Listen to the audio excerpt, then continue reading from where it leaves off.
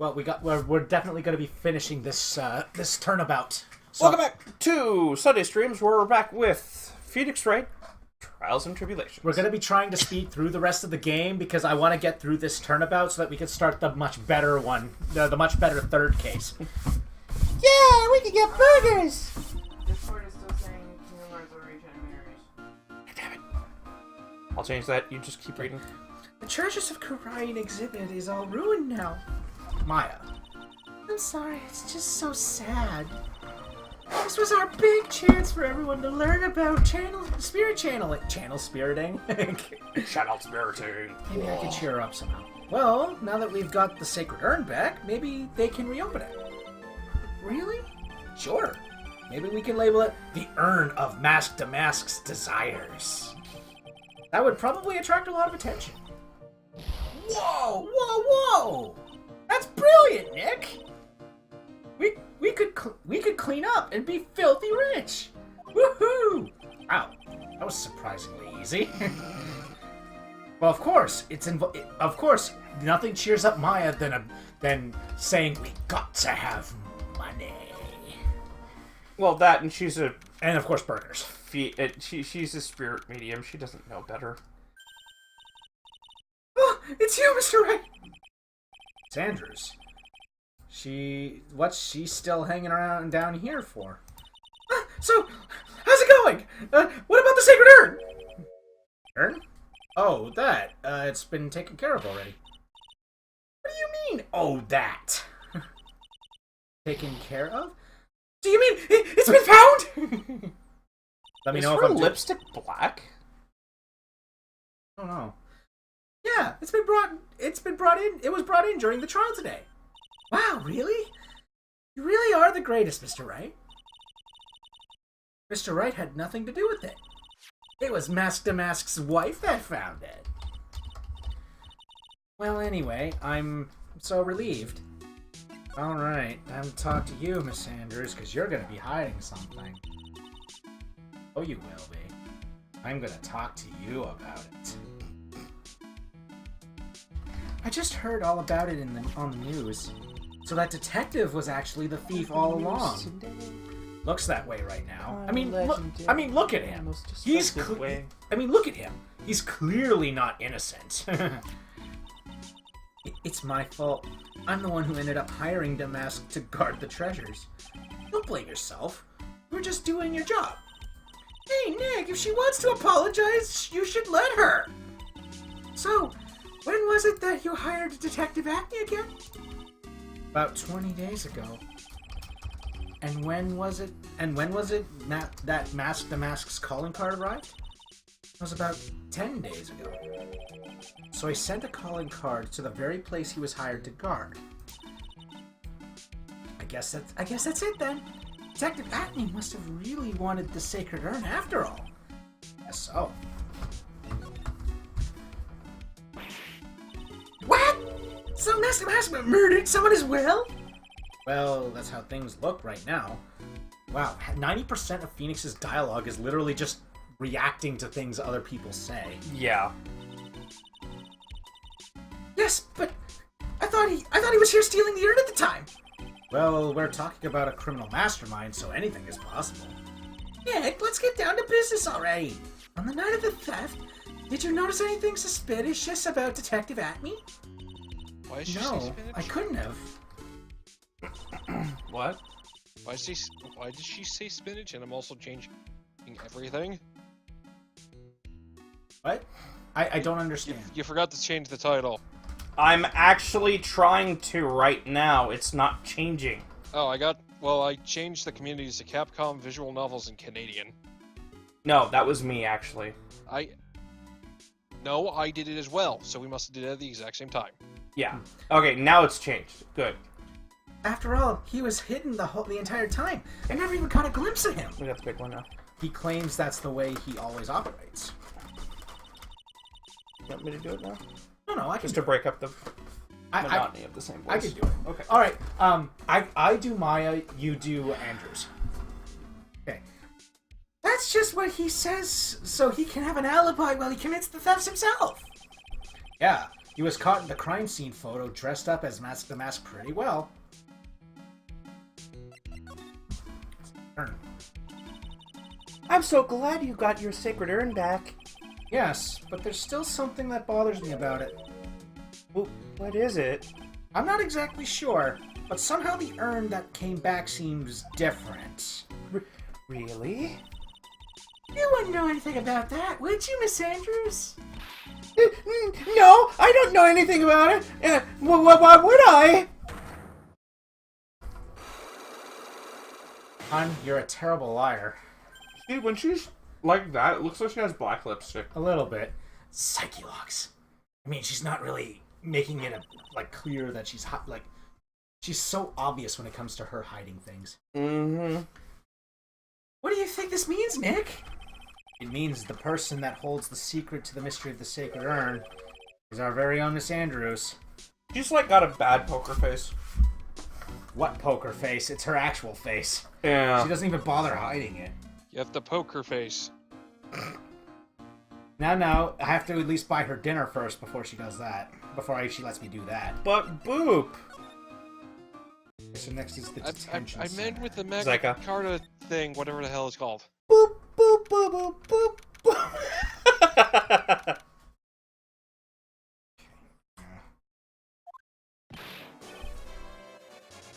That's your cue. Oh, right. Ah, Mr. Wright. Mr. Delight, did they finish their interrogation?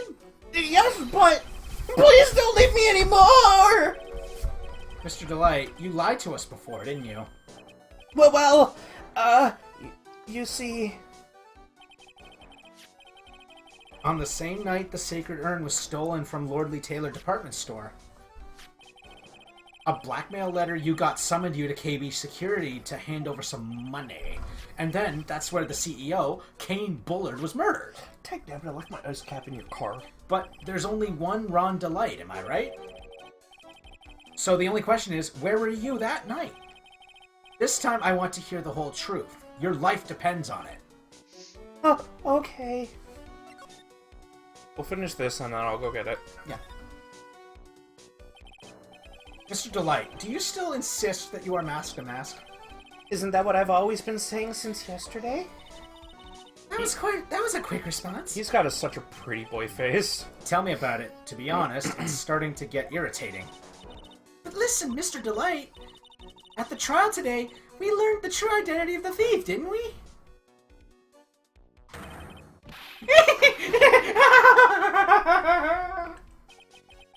Take a good look, everyone! Unable to find a rival worthy of my genius, I was forced to create one by myself. Here I am, the tragic clown. I enjoy doing that. I guess it's true. I wasn't the one who stole that urn. Of course not. After all, you were at KB Security at the time. So then the person dressed up as Mask to Mask in this photo, it's gotta be Detective. It's gotta be Detective Acme. Good gracious. Apparently Aiden's suffering from dual identity. Ow. Shut up, Crazy Lily. I want to talk to you right Burgers! now. I'll get you one afterwards. Burgers! So that night, you didn't go to Lordly Taylor. You went to KB Security, right? Yes, I went to KB Security at the time the blackmail note said I should. All right. What happened next? I killed a man. With this thumb. With this thumb. Well, I used to work there, so I knew where the CEO's office was. I knocked, but there was no answer. So then I used a key card to unlock the door. That's probably when he dropped his wallet. Well, I would drop my wallet too if I saw what I saw. When I went to the CEO's office, someone was in there. Someone? Well, gee, I wonder whose silhouette that was. Yeah, I know! That's kind of obviously somebody's. Yeah. And then suddenly they bashed me over the head. Bam! Like a spice weasel. Was it Kane Bullard that hit you? I don't know. The person ran away while I was still stunned. When I came to, my senses, The sight I saw left me speechless. The dead body of the CEO was right there in front of me. I thought I died myself. Anyway, I thought I should do something with the body. So... Whoop, sorry. So that's why you put it in the safe? Yes, that's right. You know, you kind of just incriminated yourself by doing that. Mm-hmm. Put your fingerprints all over his body, all over the safe, all over everything in this stupid room. Okay. I used to be the chief of one of the security teams, so I knew how to open it. Okay, and what did you do after that? Well, I got out of there for starters. I was the one who set up the security cameras in that building. So I knew how to avoid being spotted by them. That's even worse. Even more incriminating. Nick? All of a sudden, Mr. Delight kind of sounds like the murderer to me. Please don't say that. Why were you fired? Mr. Delight, is it true that 1 year ago you were forced to quit KB Security? How did you... I'm begging you! Please don't tell Jesse! Please! Don't worry, we haven't told anyone yet. Thank goodness. No, But I suppose I'll have to tell her sometime. She'll find out. Why have you been hiding it from her anyway? Desi would despise me if she ever found out that I was living a life of crime. A criminal. A thief. She'd never forgive me. My marriage would be over. Knowing that, why did you become a thief in the first place? Because Desi spends money like it's water. There's no job in the world that could bring in enough money. Except being a thief, at least that's what I thought anyway. Have an intervention with your wife, you spineless dolt. So he became mask to mask for Desiree, huh? Ugh, what a spineless dolt. That's right, I have to show him the newspaper clip. Hey! This is an article about the debut heist! My debut heist. Oh, sorry. Boy, that was a tough one. Before I knew it, they were hot on my trail. But Mask to Mask, he must have gotten away, right? It says that in the article that he disappeared. That's right! I got a sudden burst of inspiration. I hid my Mask to Mask costume in a nearby plastic bucket. Then I quickly changed into my security guard uniform. Pretty clever, huh? Wow, awesome! Hey, hold the phone! The guard in this photo. Is this you, Mr. Delight? That's right. Nice trick if I do say so myself. Nice and easy to figure out. Even Pearls could see through that in a heartbeat.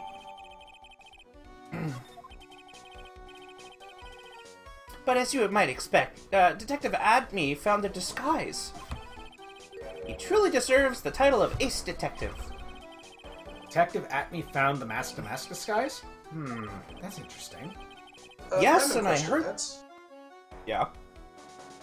How come Zyka's not doing any lines?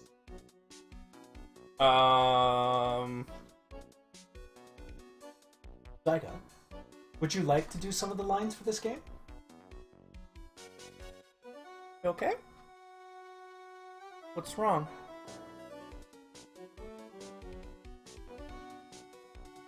About what?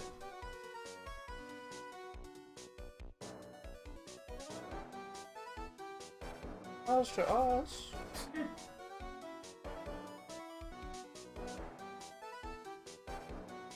What? The TikTok, I get talked over rather easily.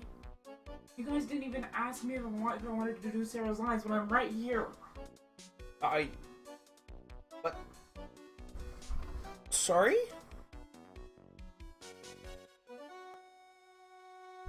Would you like to do Sarah's lines? I'd like to. Okay. Okay. You should have asked us. Like, you can't just assume that we're going to ask you about it. That's not fair. You're not being fair to us right now.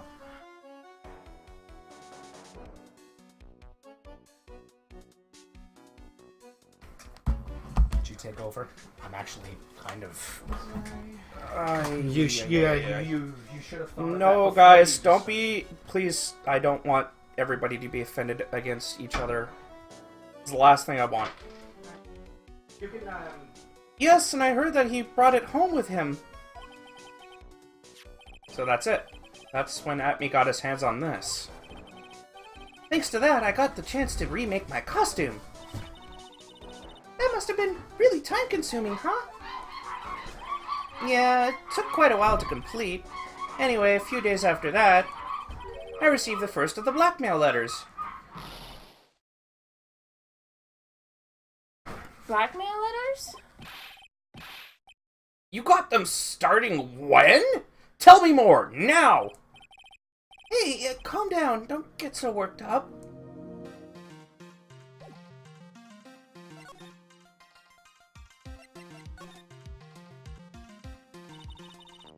This blackmail letter. Is this the first one you got? No, of course not. But this is the first one that ever called me out to a specific location. So, did you start receiving blackmail letters after this incident? Yes, just days after the Tear of Emanon heist. That first letter, it said, "I know you did it." So someone found out about your true identity? Just like that? Ah, it's not easy being a master thief, you know.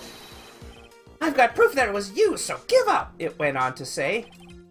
So in the end, I had to give up the treasure I went through all that trouble to steal.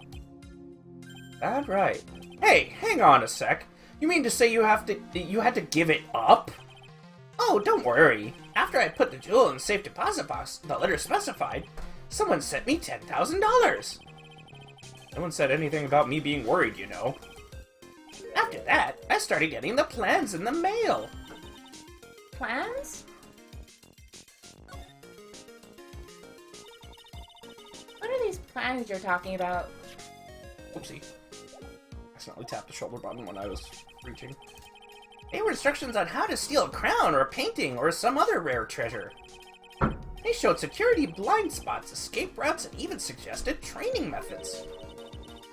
You mean that the one who planned the heist wasn't you? No, it wasn't. I only planned the very first one. After that, I received plans from some very kind person. Incredibly detailed plans. Sounds like Mr. Delight is thankful to the person that's blackmailing him.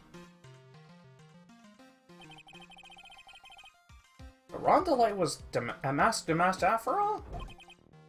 But someone else was behind the thefts. Someone who planned them all out in detail. All I had to do was deposit the treasures I stole into the safe deposit box.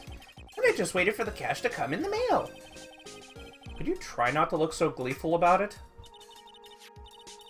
So you went after the Sacred Urn because of one of those plans too? Well, see, truth is, I've never seen the urn. All I did was follow the instructions and steal what I was told to steal. Mr. Delight, is everything you just told me the truth? Yes, but please don't tell Desi, okay? Testimony added to the court record. Ron, before we go, there's one more thing I want to ask you. Yes, but please don't hurt me. Mr. Kane Bullard, do you swear that it wasn't you who killed him? Yes, of course! I could never... I'm not lying! All I did was hide his body in the safe. But then I was afraid they'd discover what I did, so I turned myself in yesterday. Why? Well, if the judge had ruled that I was guilty of robbery, then I'd have an alibi, right? I guess so. You're really clever, Mr. Delight. I guess I have no choice but to take Mr. Delight at his word. That's probably Pearls. Mystic Maya! Hey, Curly! I'm back! Hey, Pearls. So what have you been up to this whole time? sacred urn, Mr. Nick. I took it back to Crane Village to have it examined. And what did you find out?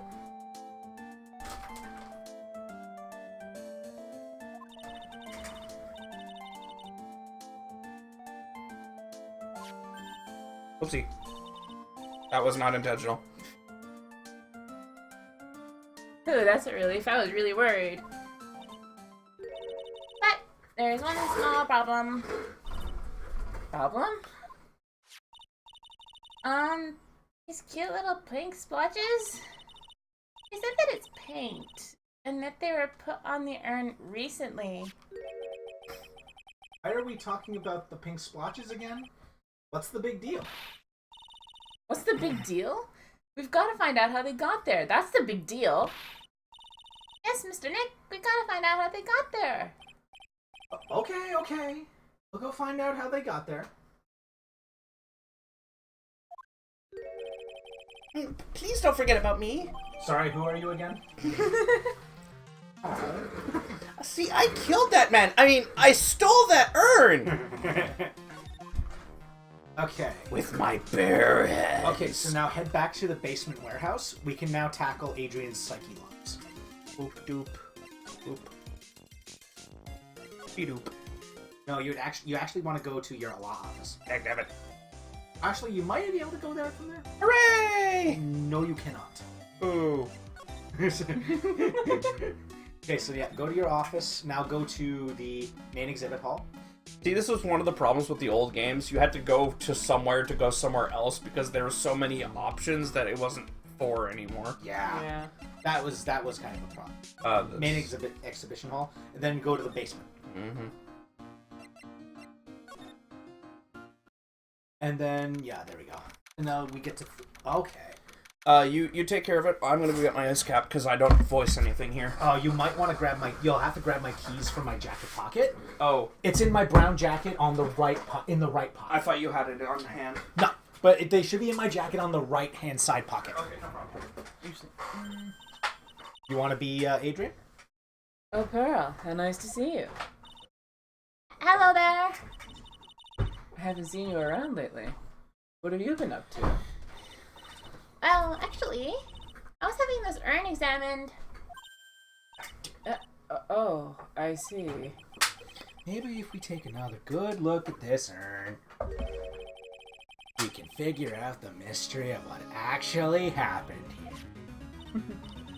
Nick, let's look around one more time. Okay, so let's take a look at the urn. Found it at Atney's office, covered in pink splotches, but it's the genuine article. And if we go to the other side, pink splotches, and there's a pink paint spill on the wall. That's a mystery. All right, enough games. Enough games. Hey, Adrian, Oh, actually, I was just gonna take those. You gave them to me for a raisin.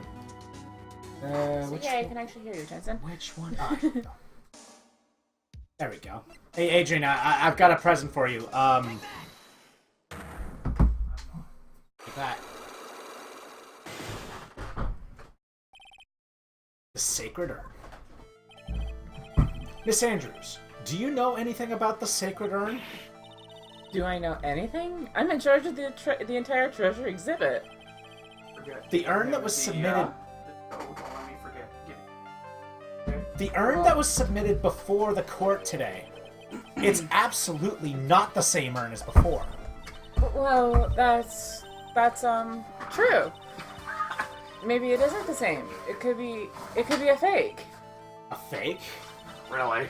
You're the one who said it wasn't the same, so that's the most obvious explanation. Do you have any evidence the urn that was submitted at the trial was genuine? Take that! Slap. It's the genuine article. Sorry to break it to you, but the urn is the genuine article. Pearls went back to Crane Village and had it examined. Is that right? How nice, but I don't see how... What she discovered was that the urn had been broken. Again. Did you say again? Yes, it was broken once a year ago. And now it looks like the same thing has happened. And quite recently, too. Recently? Are you saying that this urn was broken recently? Yes, that's exactly what I'm saying. Metal Gear! Metal Gear! Metal Gear! Metal Gear! Metal Why, Gear. Sorry. why do you think it was broken recently? How do you know? Oh, gee, because it said I am originally? This poster, it was made recently, right? Poster? Ah, the poster for the exhibit. At the time when this photo was taken, the urn said I am on it.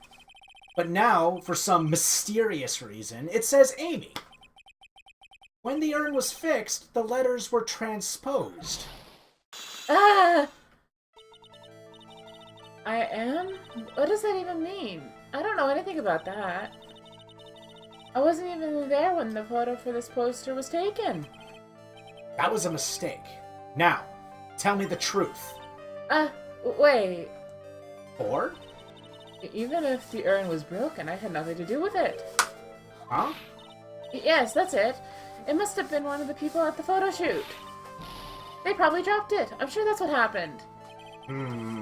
Looks like she's not going to give up the last Psyche Lock so easily. Do you have any proof the urn was broken here at Lordly Taylor? I wonder.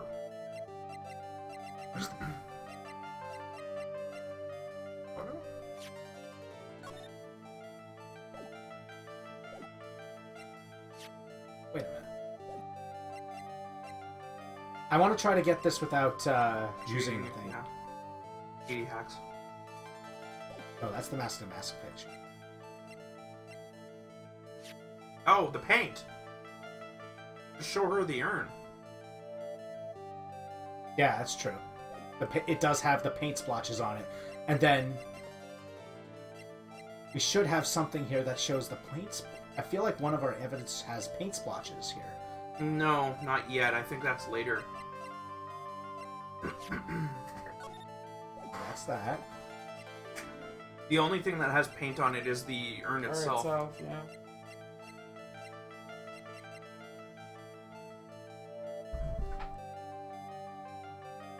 Are you certain? Yeah.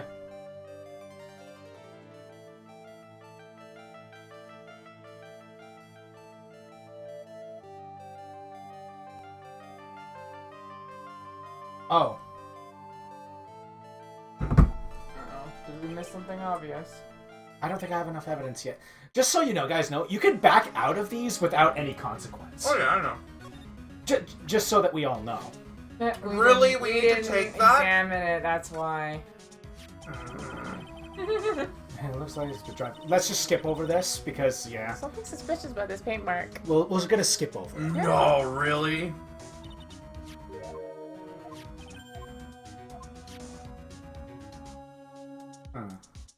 Paint bucket. That works too. Yeah, skip.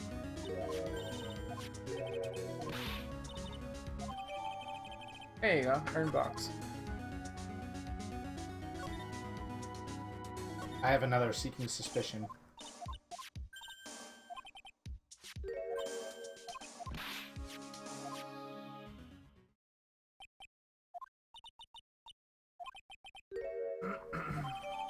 There we go.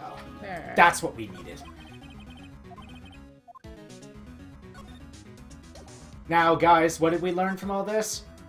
Examine things before we do things. Examine everything. Before we actually do things. Alright. So, la la la la la la la la la.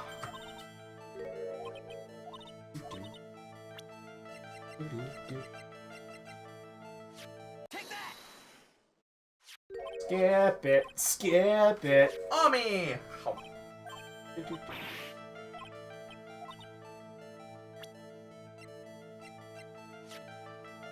I still say Andrews looks like Samus. Kinda, yeah. You can see it. Blech. Now tell the truth, blah blah blah blah blah.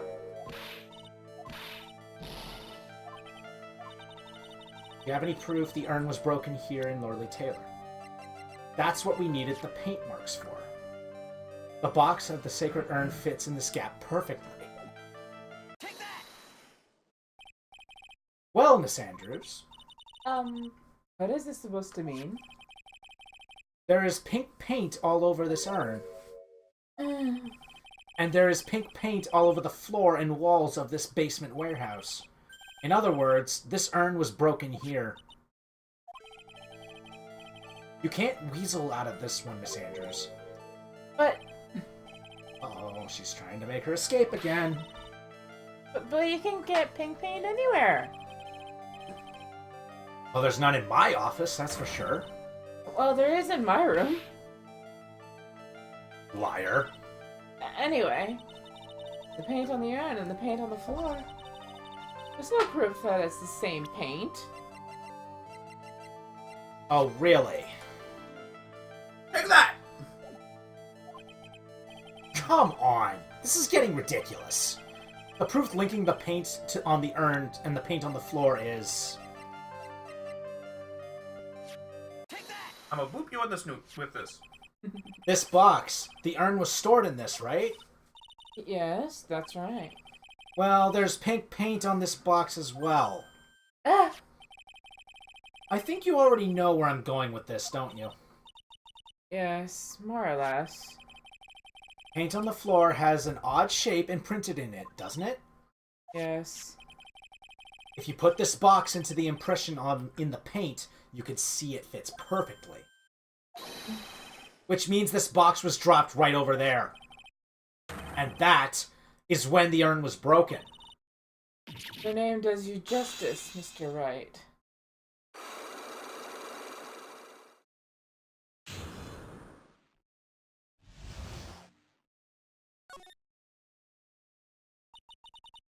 I'm so sorry. I was the one. I was the one who broke the urn. Boy, does this make me feel like some sort of evil school teacher. I'm Honestly, a I would terrible say person. it's fine. She fixed the turn. I guess. Not only did I break it, but I tried to hide what I did. Well, that's also hard to understand, is it, Burley? No, not at all. I know just how she feels. It happened about 2 weeks ago. Just after the poster photo was taken, on the same day the urn arrived here. I thought I had put it away down here for safekeeping. I was carrying it in the box. When I tripped on a paint can and lost my balance. The box I was carrying crashed to the ground. I heard a terrible noise and I thought my heart was going to stop.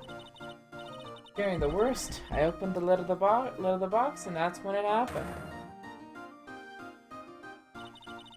The broken pieces of the urn fell out of the box and landed right in the paint. I was in shock. Another moral of the story, always package valuables with bubble wrap. And let out a huge scream. Technically, that's not her fault. That's Maya's fault. I can totally see how that could have happened. Yeah, as clumsy as she is, I'm sure Maya understands. Well, I knew it was the most important treasure in all of Corain Village. So I tried as hard as I could to fix it. Fortunately, the shards were pretty big. And that's when the I am got changed to Ami. I didn't know how it was originally written. But any sane person fixing it would have assumed it said Ami. Any sane person? Really? You're 9. Cut yourself some slack, will you? Oh, Pearls. She said she wasn't very good at spelling. Anyway, I put the urn into the storeroom and no one had seen it since then. But there's something I don't get. When we first came here, I didn't see any paint stains. Well, that's because it was so ugly and embarrassing. I used the golden statue to cover it. Amy Faye statue? Aha!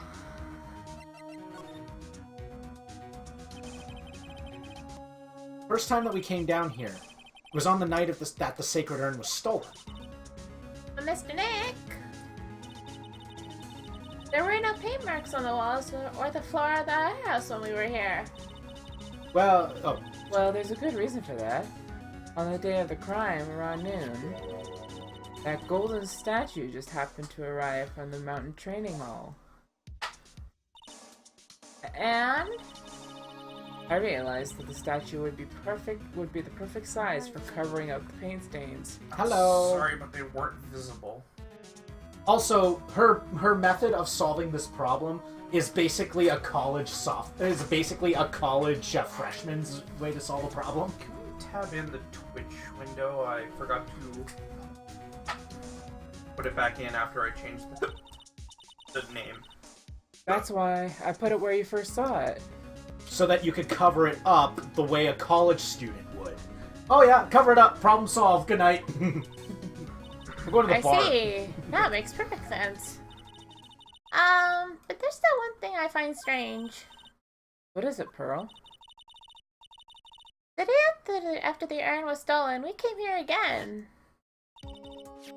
At that time, the statue had been moved and the paint was clearly visible. She's right about that. Well, Miss Andrews? huh? What? I don't know anything about that. Pardon me, my voice became pretty feminine there for a second. Frog in my throat. I placed it there to cover the paints, so why would I move it again? Well then, who was it? Who would have done it, and why? The day before the theft, the statue was definitely closer to the door. Then the next day, it was moved. Why? Hold on.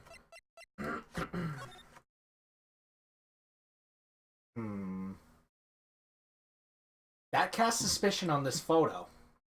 Yeah. Because when was this photo taken? It was taken after it was moved. After the statue was moved, because if it wasn't moved, it would have been in the picture. Correct. So when he stole the urn, when he supposedly stole the urn, which was apparently 10 days ago, the statue would have been there. Because the urn broke 20 days before that. I believe. Yeah. So that casts suspicion on this. This photo was obviously doctored. Interesting. I am using the correct term there, right? Doctored? Yep. Okay, cool. Because I don't want to sound. Photoshop. I don't want to sound like a der. That's fine. It looks like there's some connection between the sacred urn and the murder thing. Why? Why do you think so, Nick? Because that night, the real thief, Ron Delight, was at KB Security. So then why did another Mask the Mask show up here? A lot of different things are pointing to one undeniable fact. One undeniable fact? The murder trial is starting tomorrow, but it looks like that thief is going to be making another appearance.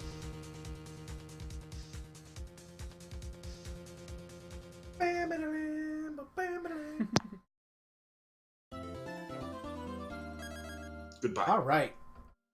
Later. Aw. Uh, Time to finish this case. So that we can move on to the better... Lauren, if you're leaving, I need to tell you something. That was Brandon? Chanson. I'm okay. not leaving. I can't hear you guys, so Yeah, just bear with me. I tried to buy you a copy of Tabletop Sim, but they told me I wasn't allowed because you weren't part of the same region. Fair. Then how did Fair. Brendan manage to buy me something?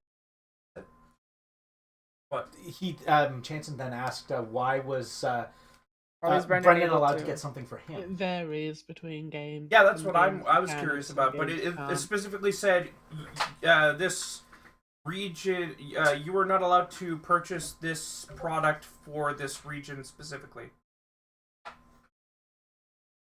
Couldn't tell you why, just said that. Yeah, Steam is really weird with that. Like I said, it varies between games. My scroll wheel's busted. I was wondering, like, wait, I'm scrolling down. Why is it going up? I don't know what to feel. Yeah, I don't know why it does that. I've been trying to fix it, but it doesn't. Okay. October 14th, 9:41 a.m., District Court, Defendant Lobby number 4. Hey, Nick! What is it this time? You won't believe how many people are here for the trial. Well, it is a murder case. What are you talking about? They're here for the trial next door. Next door?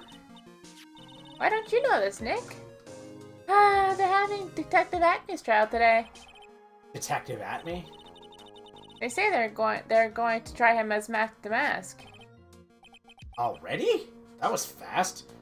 Phoenix, you do realize the game franchise you're in, right? I'm also realizing why he did this now. He's the one who killed that person and then framed himself for the theft so he wouldn't be framed as murder. That's exactly what we're going to discover in this case. Boy, I'd love to see Mask the Mask's trial. I know. By the way, where's Pearls? Oh, she went back home. She said she can't neglect her training anymore. We need to get her out of the plot. Need to get her out of the plot somehow. I know you don't like me. Pearls has really gotten into her training lately, huh? Yeah, ever since It is that weird. incident last year. Oh, It was him. well, it was in red death letters.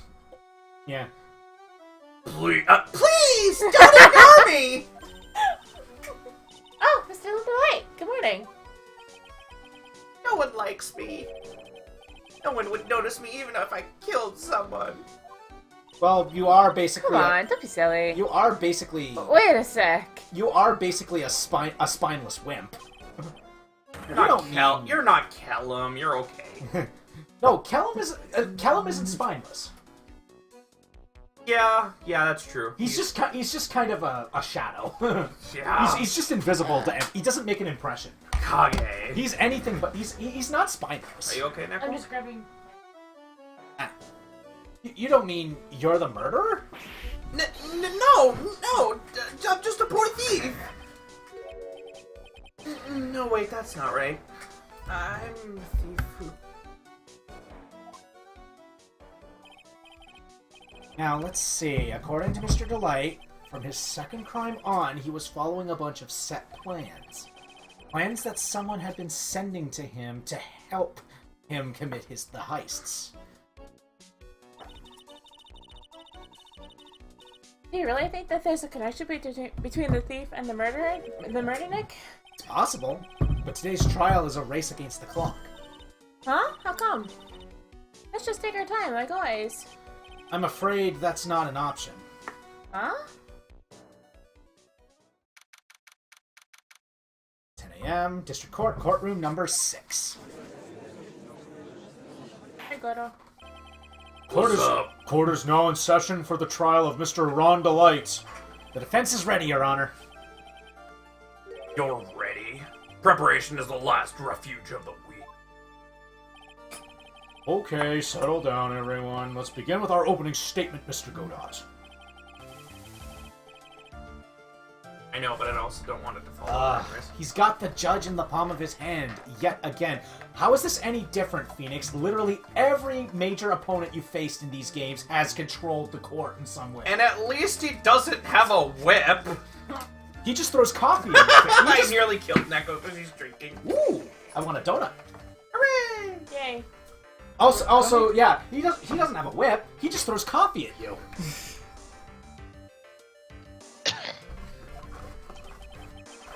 Ron Delight is simply too young to be sent to war.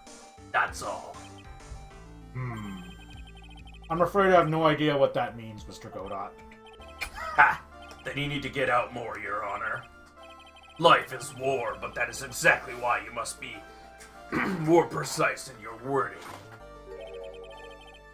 That's all my statement means, you understand now, right? I'm keeping track. That's his first cup. So he had like 9 cups last day. I believe I counted 11. But we'll go with 11. It makes more sense. Like, the more the merrier, right? And we'll keep track. Alright. Yes, well then, let me briefly summarize the details of this case. Wow, the judge is taking charge like he knows what he's going on for a change. Hey, I'm not senile. Yet. What was your name again? We'll wait until... Are you a boy or a girl? Well, hold on. We'll wait until, I am a flamingo. We'll wait until a young and up-and-coming attorney with orange hair and a yellow suit to join us. She'd probably have something to do with psychology. The victim is Kane Bullard, CEO of KB Security. His body was found in a safe at approximately 9 a.m. on the morning of the 13th. To die with his tongue out? 'Cause that's just gross. It's just undignified. Yeah. However, the time of death was estimated as 1 a.m. of the previous day. And that's when our little lost kitten dropped the ball. That little lost kitten is, of course, the defendant. You just look at that face. How could he do any of these crimes? That's probably how he gets away with it. Wanna point this out to Zyka X3? Very well then, Mr. Godot. Please call your first witness.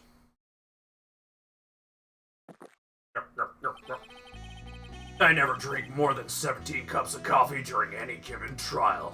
Wanna bet? So, you But the miscounted. first one is always the best. Mr. Godot, your witness? Okay then, let's hear what the defendant, Mr. Ron Delight, has to say for himself. The defendant? Well, Mr. Wright, does the defense have any objections? Yes. It may be a bit of a disadvantage having the defendant testify, but... Remember when Mia was defending me? She allowed me to testify so she could do the cross-examination. She put a lot of trust in me back then. Idiot. We have no objections, Your Honor. The defense will allow Mr. Delight to testify. No, he's not an idiot. He just he has a lot of faith in his client. But he does realize he kind of screwed himself on that trial, right? Yes, but he wants to see where it goes. But this guy is even more of a Fruit Loop than he wasn't when he was a kid. Let's be real here, though. He's BS'd his way out of worse. Yes, he has. That's true. So you guys didn't catch 6 cups of coffee? No, we caught 11 on the last trial. Yeah, but he said he drinks 17. Ha, you've got guts, No Trite. more than 17. He drinks no more than 7. Yeah, Than 27. No more than 17. He said 17. 17. No more than that. So we're gonna see if he's actually true to his word. Yeah, right now it's just still the one. Alright then, Mr. Rondelite. Please take the stand. If I remember wasn't he correctly, already- when he's stressed out, he literally, it goes... No, he goes like... and then he spit takes. That's actually the best part. You did it, didn't you? Yes? What? No. That's not true! For a moment there, I thought we'd set the record for the shortest trial ever. We didn't even need a guitar case with a black guitar in it. Boo. Well, Mr. Delight already looks plenty guilty with that face he's making. And once he opens his big mouth, he'll probably put the last nail in his own coffin. Ha! Very well. Now then, can you tell me something? You didn't kill Bullard. If you didn't kill Bullard, why did you go to KB Security? Well, that's kind of hard to say. Boy, I wish I could go home. Then, Now then, let's hear some testimony about what happened. What's that? A red hair wants to go home and his name is Arnold? Oh, I knew I should have stayed home today. That evening, around 1 a.m., I went to see Mr. Bullard in his office at KB Security. The blackmail letter I got, it ordered me to go there. I had been working for KB Security until a year ago, so I knew where his office was. 1 a.m., the exact time the murder took place. 2? The weak get washed away by the tides of fate. The strong drink it up. Don't encourage kids to take the Tide Challenge, please. Yeah, it's bad enough. Ha! It's bitter today, too. Just like my destiny. You actually do his ha really well. Ha! It sounds so natural. I love it. I love it. This You'd dude never know drinks it. more Know coffee that than from the Laura. way he's chugging it down. What was that? Hey, I chug coffee down like that.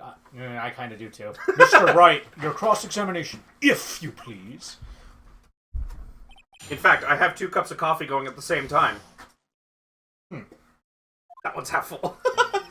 All right. Well, usual plan. When all else fails, press on every detail.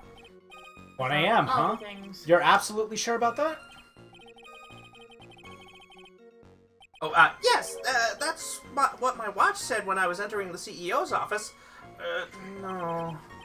Actually, I'm not really sure. My watch was slow and my internal... 1 a.m. That's the exact time the victim, Mr. Bullard, was murdered, correct? It's too late for a coffee date, that's for sure. I like him. Hold it! It ordered you there? It was the first time I've gotten a blackmail letter that ordered me to go somewhere. Wait. First time getting a blackmail letter that ordered you to go somewhere? You've gotten blackmail letters before? Well, I mean, we already brought that up. Does that mean you've gotten other blackmail letters Yeah, then? we haven't gotten it in court, though. Okay.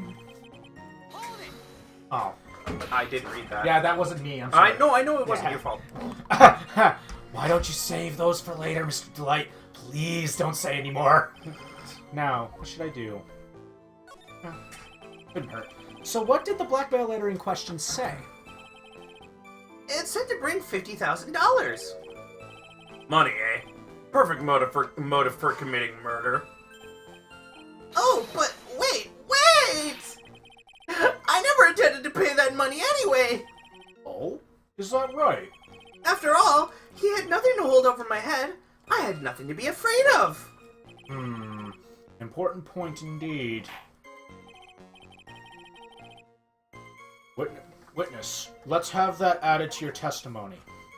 Yes, sir! Also, if... A muddy mud skipper in outer space has a better chance of surviving than I do. You know what? When I think the mud skipper, I just think of that edit where they're like, ah! Yeah. Also, if anybody's wondering why I'm using that voice, I mean, they've already explained that he's kind of a wimp, and he's really kind of... doesn't stand up for himself. I just picture him having that kind of voice.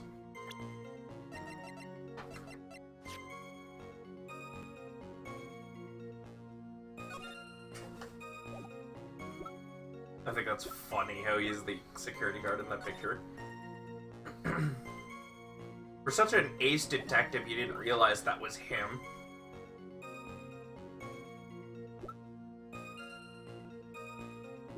Didn't scare me, it wasn't gonna cause me trouble or anything. I just want to make sure of everything before we continue. Entrance. You don't want your true identity revealed to the world, come to the KB security? Yeah, no, That pretty much, like, come on, that man. clinches that one. Yeah. Like, I was thinking the blackmail letter probably has something on him. Yeah. Like, why would he say that the blackmail letter didn't scare him? Mm-hmm.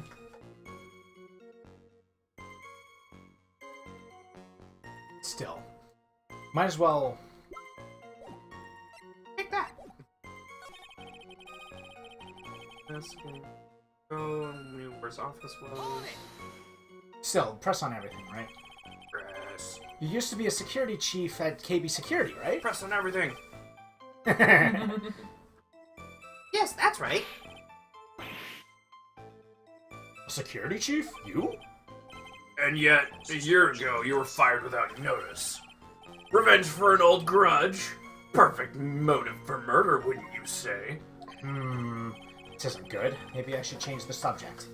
Life after being fired. Why was he fired? Don't say anything. Why was he fired? Mr. Delight, please tell us why you were fired from your job. Oh, well, The world is filled with those who have said, I wish I had never asked that. Okay, I take it back. Defendant, please answer the question. I needed money. Needed money? Well, you see, Desi loves to spend it. It's kind of her hobby. Not exactly the best hobby in the world, huh, Nick? My salary wasn't nearly enough, so I stole data from the company. Come again? KB Security has a lot of security info on all sorts of companies.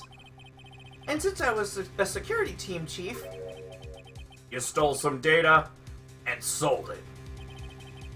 Mr. Bullard found out, and I was fired immediately. What? Wish I had never asked that. I was somehow able to keep it secret and made it seem like I had quit on my own. What is it, Nick? You don't look so good. Someone who brings harm to their company is fired as punishment. You do well to remember that. Sure told you.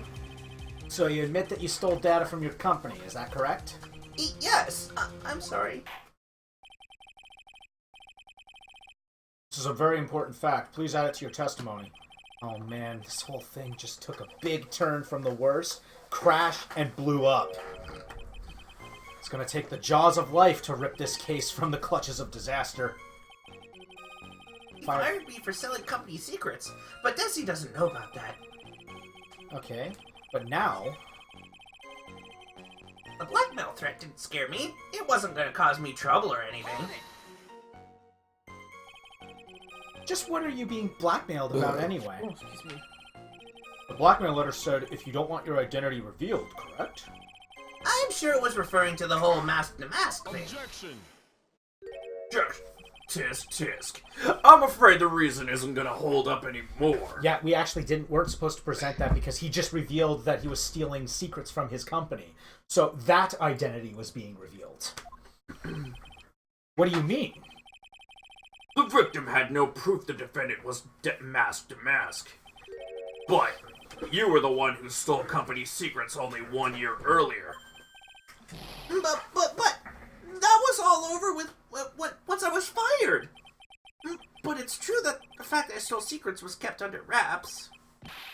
Even so, there was no reason for me to pay up now, a whole year later. Is that really true? What is it, Nick? The fact that Ron was stealing company data. I wonder if he would have had a problem if that ever became public knowledge. Especially, yes, he would. Mr. Delight, I believe you would have been in You would never considerable trouble. You would never get a job again. If your identity as a company data thief was made public. Mr. Wright, what are you trying to do by bullying your own client? Ha! Men are like colonies of bacteria. The more you heat up, the more heat you apply, the faster they grow. That's exactly right. Well then, feel free to keep up the heat, my little lawyer amigo. Little lawyer amigo? Yes, now, come on, provide some evidence to back up your assertion. 3. Number 3, take a shot! Why would Mr. Oh, sorry, you want to go? You want to do it? Why would Mr. Delight want to keep his data-stealing secret from going public? Wait, why is Chancellor?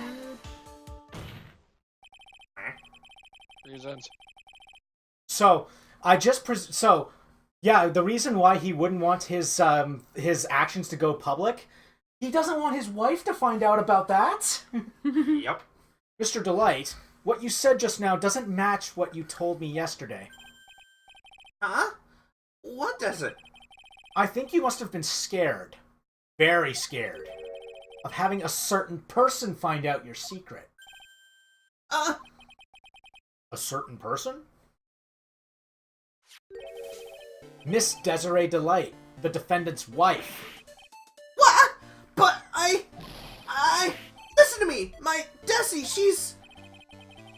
Looks like if I just sit back and relax, the fun will end before it truly begins. God. Yeah, we know. It was all your wife's fault. What do you mean? Mr. Delight stole company data to pay for his wife's spending habit, for which he was fired. Unable to face his own wife, someone used his dirty little secret to blackmail him. And that is how this murder came about. Oh. No, everything is falling neatly into place for him. Don't talk about my Dusty like that! Or you'll be sorry! You have to do it the way a Looney Tunes character would do it. You'll be sorry! Well, it seems that we've learned a great deal of things here so far. What do you think, Nick? I didn't think it was possible to get so thoroughly whipped in just 20 minutes. You've dealt with Von Karma. Duct tapes, Brendan Brendan and Ange. Oh dear. Clearly, there was sufficient motive for murder. He stole data for his wife, and he killed to protect his secret. Family man who cared just a little too much. The motive is clear. Let's move on. What happened at the crime scene at 1 in the morning, Mr. Delight? Come now, tell us. We're all ears. At the CEO's office.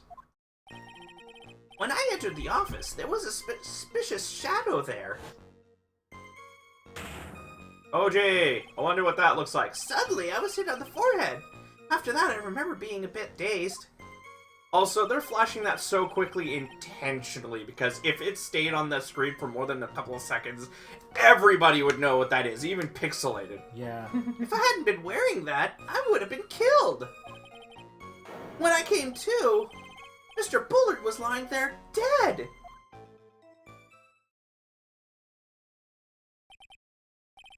See, suddenly hit on the forehead, huh?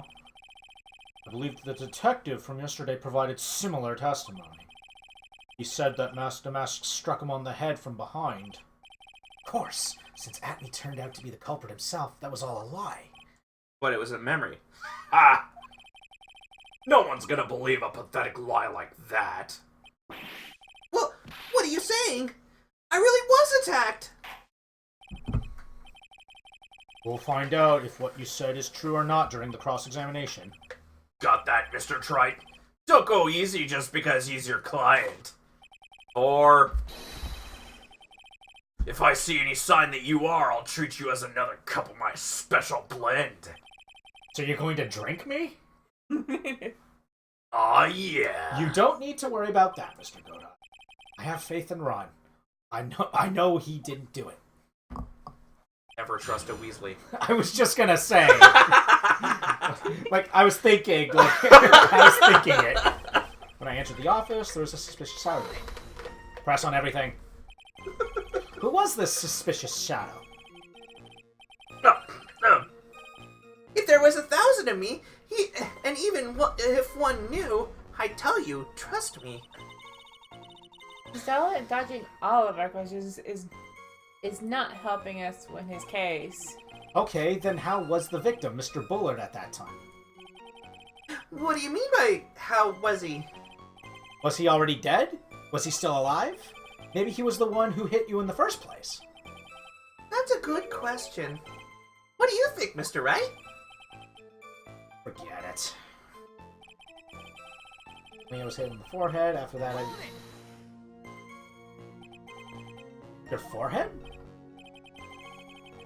Yes, I was hit on the forehead as soon as I entered the room. It was amazingly fast and a powerful attack. Do you remember anything about who hit you? Well, like I said, it was fast and powerful hit.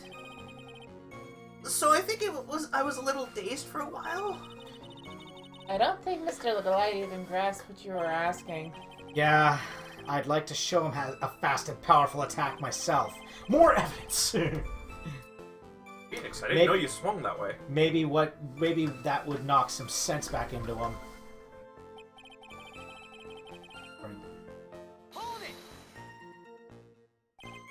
That?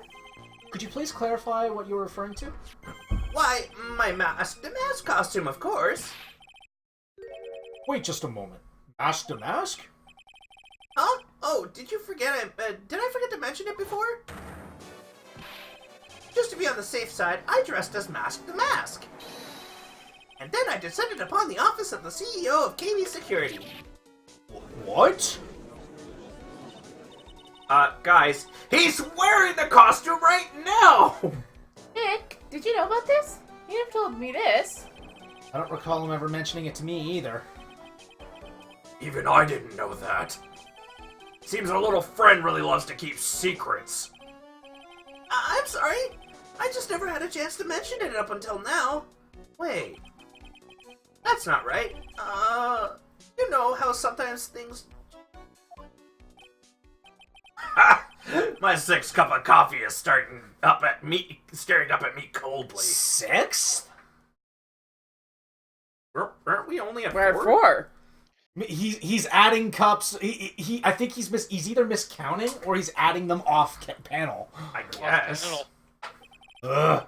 Well, we'll You. keep track of track of the ones that slide onto the table. So Yeah, so, okay, he says 6, we got 4. yeah. At any I'll just rate, put his count. Yeah. at any rate, we can't ignore this piece of information. Witness, please correct your testimony. I'd have been killed if I hadn't been wearing my Mask the Mask costume. Why were you dressed up as Mask the Mask? It was Colonel Mustard in the billiard room with the candlestick. Does Mustard have a long nose? Actually, I think he has a mustache. I can't tell 'cause my phone's over there. Why? Because I'm Mask the Mask, of course. What are you talking about? Master Mask's trial is being held next door. Yeah, I guess so. Anyway, at that time, I thought I was being blackmailed over the Mask the Mask issue. So I thought I should go as him, just to be safe. Oh boy.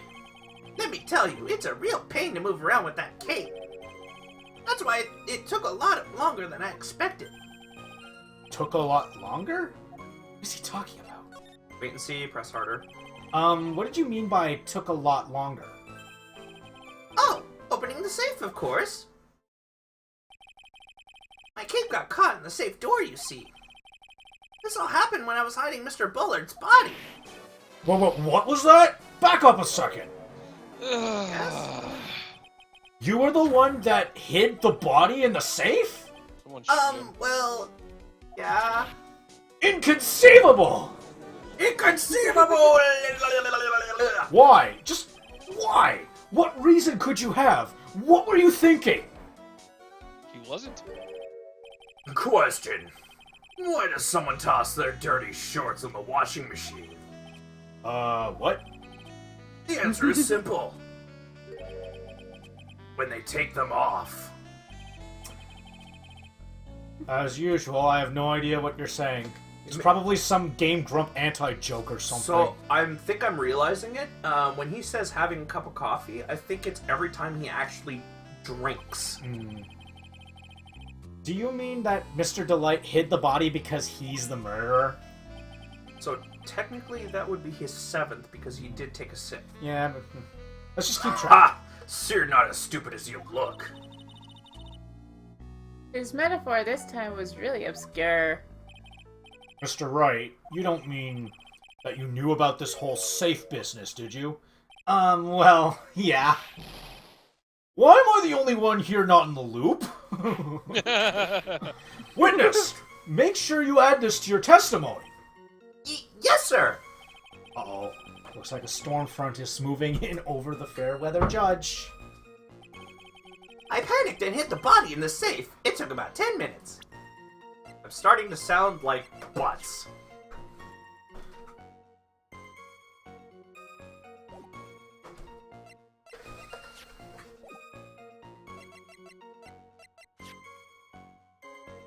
Well, you know what they say.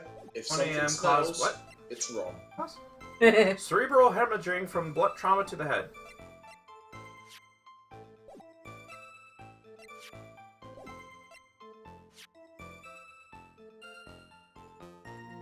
Buzzer went off at 1:02.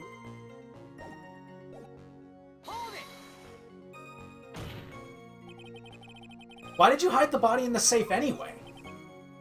Well, Because it wouldn't fit in a drawer. That's not exactly what I meant. When I saw the corpse, I kinda lost it. I thought, they find this corpse, they'll think I did it. Ah! You think you have a simpler reason than that? It's because you killed him! That's why you spent 10 minutes hiding the body. I suddenly got oddish for a sec there. That certainly makes more sense. Yeah. Hold on. 10 minutes? What is it, Nick? I just had a thought. Under those circumstances, would you normally try to hide the body and spend 10 whole minutes to do it? Under those circumstances? What circumstances? Oh! Hey, Nick, if you think his behavior was so strange, why don't you present some evidence that would show just what those circumstances were? That's it. I'll take a look at the court record and present some evidence. We heard this from Mr. Delight yesterday, didn't we? There's not much in this testimony either. I bet you he's still hiding something. I wouldn't be surprised. We'll just have to draw it out of him. I just hope he doesn't make things any more complicated. Yeah, you know what my thought process is? Potato. What? I panicked and hid the body in the safe. It took about 10 minutes. Why didn't you just hit the buzzer? Connected to the basement security guard. Why? If you found a dead body, wouldn't you want to report that to security? Not if you're right there in a thief outfit. But then why would you press the button in the first place? Why would you... Are we sure he pressed it? Well, it says there are no fingerprints. He was wearing his suit at the time. His suit has gloves. Yeah, but if you forget, so does Atme. That's true. But we haven't gotten that far yet. I know, but he's the only other character in this story right now that does actually wear gloves on a regular basis. And if we're following the trope of Phoenix Wright, the guy who gets somebody in trouble is usually the guy who's done it in the first place. I was right. Wah. If he found the body, why wouldn't he just press the buzzer instead of hiding in the safe? Because one, he used to work there. He knows how they work. That's true. And there's also the fact that there was a buzzer that actually did go off. Yeah. Can I get my phone? It seems to be... It just went out 100%. No, it's been 100%. It's flashing in and out. I think you're nudging it is unconnecting it and reconnecting the cord. Yeah. Just remove the cord. There's also the fact that remember what happened when we did Larry Butts's Psyche Lock segment? He did a buzzard record, and it went off within that time-minute frame that he would have said. Yeah, at 102. Yeah. Your Honor, please take a look at this record. Whoops. And what might this be? The record of the emergency buzzer that connects the CEO's office to security. If the button in the office is pressed, a security team is supposed to come running.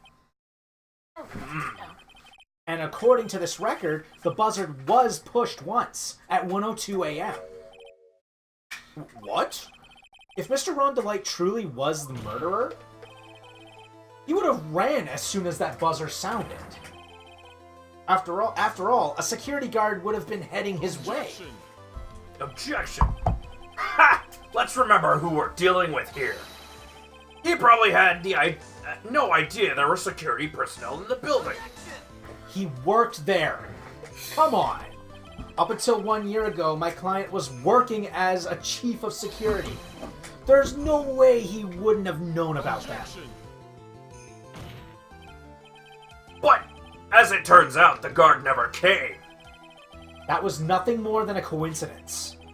The fact that the guard was a pathetic loser who had just gotten punched in the face by his ex's new boyfriend and wasn't anywhere in the vicinity was not something Mr. Delight could have known. Ha! Again, remember who we're dealing with here.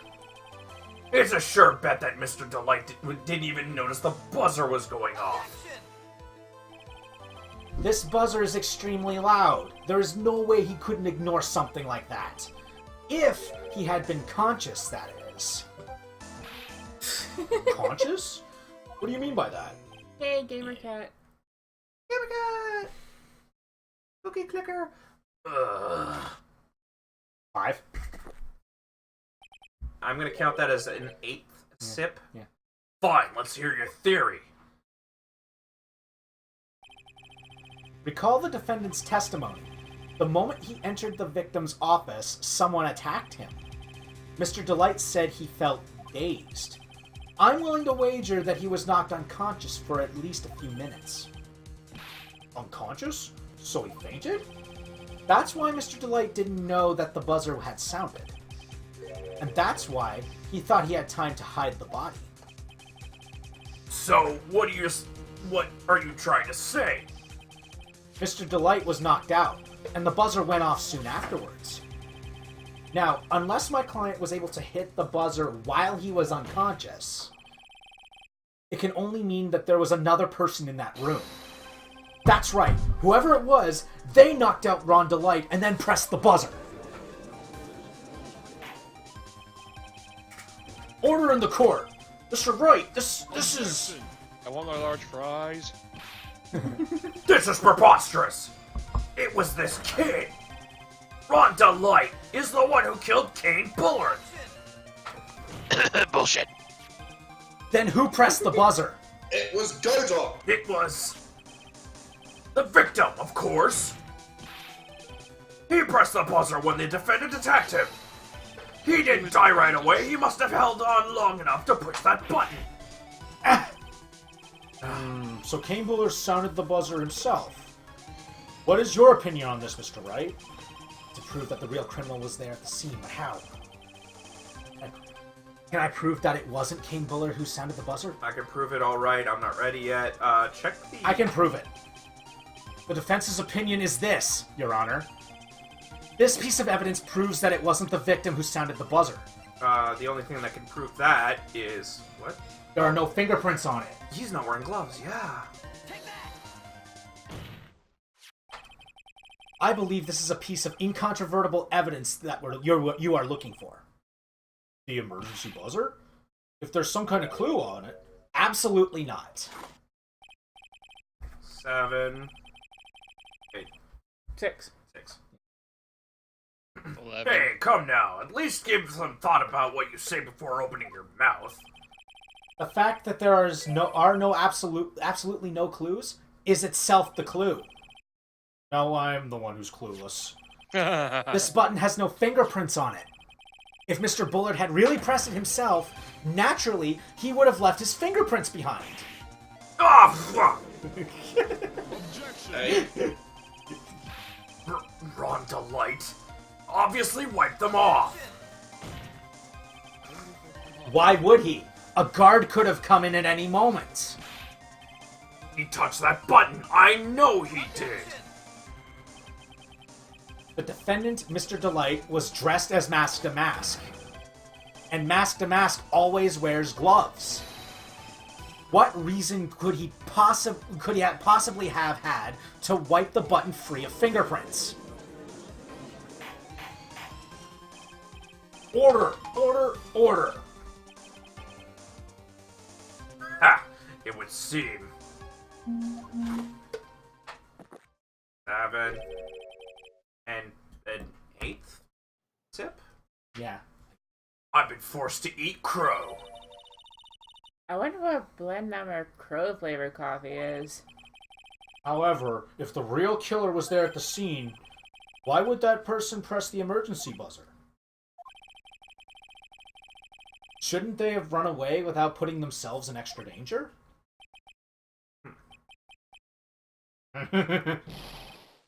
What's with this awkward silence all of a sudden?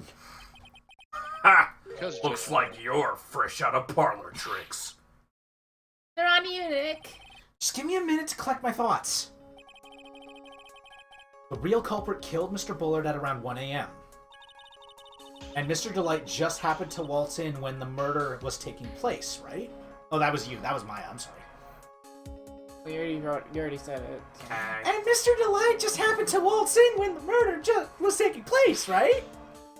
Your balls have dropped. Hanson says, done, The killer- done, effing done. The killer clobbered Mr. Delight and then sounded the buzzer. Even though security was supposed to respond right away if the buzzer was pressed. Security was supposed to respond? Time's up, Mr. Wright. Let's hear what you have to say. Very well, then. Oh, you've got some guts. I like that in an opponent. Why did the real killer sound the emergency buzzer? They didn't mean to call the security guard to find out what it did. What other... Well, come on. The killer knew that if they pressed that button, a guard would come running. And that was exactly what they wanted. Do you mean to say the killer called the guard on purpose? Yes, I know. I was trying to be funny. Poipus. Yes. Although as it turned out, he never showed up. Because he was getting his clock cleaned at the time. 9. Ah, what a touching story. You're saying the killer had to change a heart and called the guard to turn himself in? No, I'm not. When that buzzer sounded, there were 3 people in that office. The victim, Kane Bullard, who was already dead. The defendant, Ron Delight, who was out cold. And the third person. Now they're the not even real hiding it. The real killer. Hypothetically, yes. Now then, in this situation, if the real killer made an escape, what would happen? The only ones left in the room would be the victim and Ron Delight. And if any security guards came running in at the time, they would think I was the murderer. Yes, that was precisely the real killer's objective. To frame Ron Delight for the murder. Alright? 10. I love the it builds up to it. I love it. Order. Ah, it would seem. 10. Wait, did I say 10? 11. Alright. I've been made to eat my words again. Actually, you've been made to do a spit take with a cup of coffee. Multiple times. Mr. Wright, who was it? Who was it that tried to frame me? Wait a second.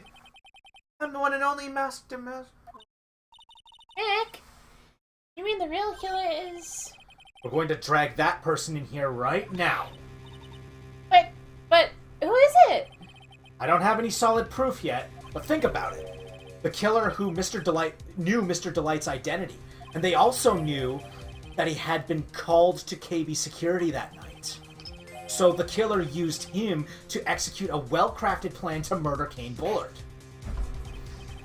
Now then, let's hear your accusation, Mr. Wright. Who was it that framed Mr. Ron Delight for the murder of Kane Bullard? Oh gee, I wonder what... Detective Luke Atney. He's the only one who could have done it. No, I will not. He's detective. You. Look at me. You mean Master Mask did it? Your Honor, the person being tried in the court next to us is not Master Mask at all. He is, in actuality, the true murderer of Kane Bullard. I like how he's literally refuting what he said, like, the other day. Order! Mr. Wright, explain yourself! Theft and murder. Which is the more serious crime? They're not even close. Murder is the more serious crime, of course. It's a capital crime subject to a capital punishment. Please remember the trial from yesterday, if you would. When Luke Atney confessed, there was a huge commotion in the courtroom. Of course. A famous detective was unmasked as, well, masked to mask. Instead of being convicted of murder, he was found guilty of grand larceny. That was his true objective all along. To be found guilty? Master Mask had the perfect alibi for when the murder took place. He was stealing the urn at Lordly Taylor.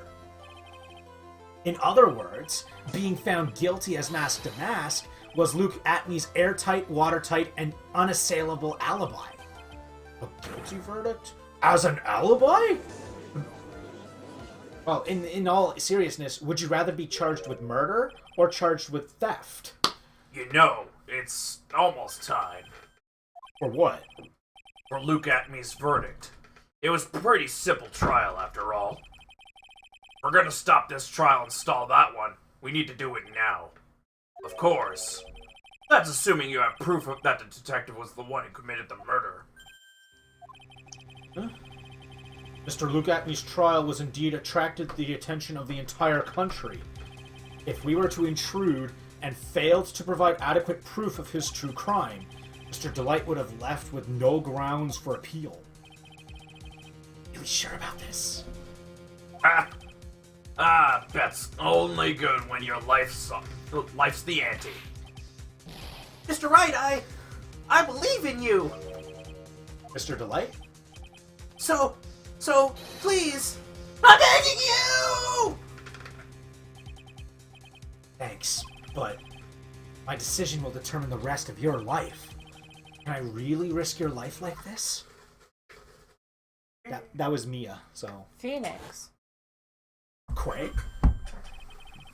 What was that? Don't stray, Phoenix. For your client, take the path of trust.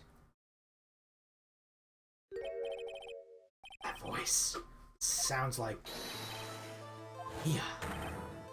Your Honor, the defense requests an immediate recess. So that's your answer, huh?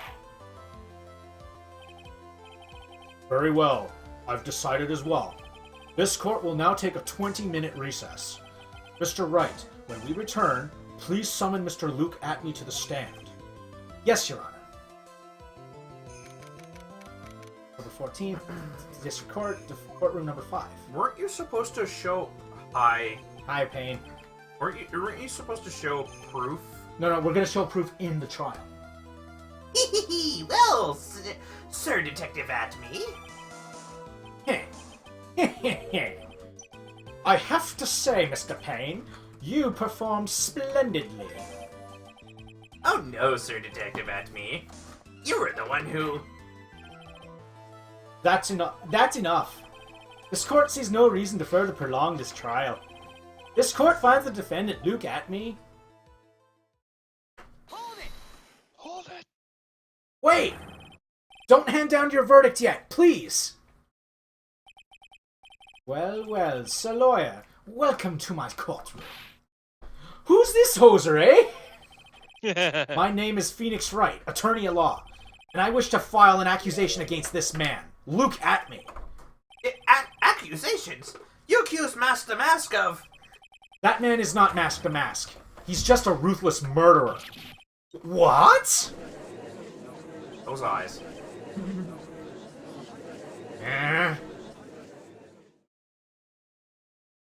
I think that hesitation is reason enough to be suspicious of him. Yeah.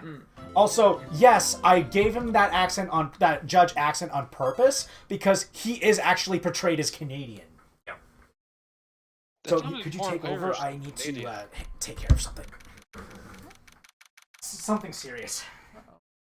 Uh-oh. Don't worry, I'll let you know if it's I'll let you know if it's over. Okay. October 14th, 12:14, District Court, Defendant Lobby, number 4. Bow wow wow! My sis? Yeah. Could have sworn I heard Mia's voice. So then she's still alive. Hide your heart. Mickey boy. Okay, female Pegasus. Oh, Miss Delight. Is it true that Detective is the real killer? To be honest, we don't have any definite proof. But he's the only one who could have done it. But wasn't he at Lordly Taylor that night? Not to mention, we don't exactly know his motive. I mean, why would Detective Atney want to kill King Bullard? Yeah, that's a good question. Oops, it's almost time. Better get back to the courtroom. We need to find out some solid proof. And it's gotta happen sooner rather than later. October 14th, 12:21 p.m. District Court, courtroom number 6.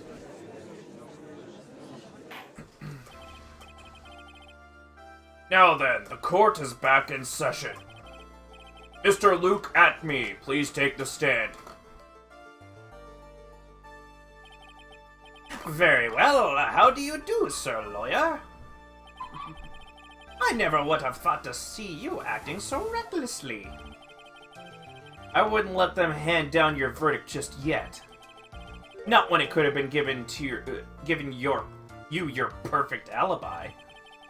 An alibi by the name of Mask to Mask. I'm sorry, I'm afraid even the great Luke Atme has no idea what you mean. Of course, I have been in the next courtroom ever since 10 o'clock this morning. I'm afraid there's no way I could have known what's been going on in here. You've been in the defendant's seat all day long, correct? Being tried as Mask to Mask. Indeed. It's truly child's play to fool the ignorant masses. Not only did the poor fools ask me to protect their valuables, they even gave me the generous reward upon returning their own property to them. Take this red diamond ring that sparkles upon my divine finger, for example.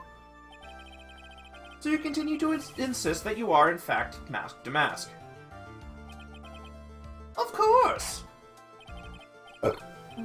Very well, then, Luke Atme. Let us begin with this simple question. On October 12th, at 1 a.m., Kane Bullard was murdered. Where were you at that time?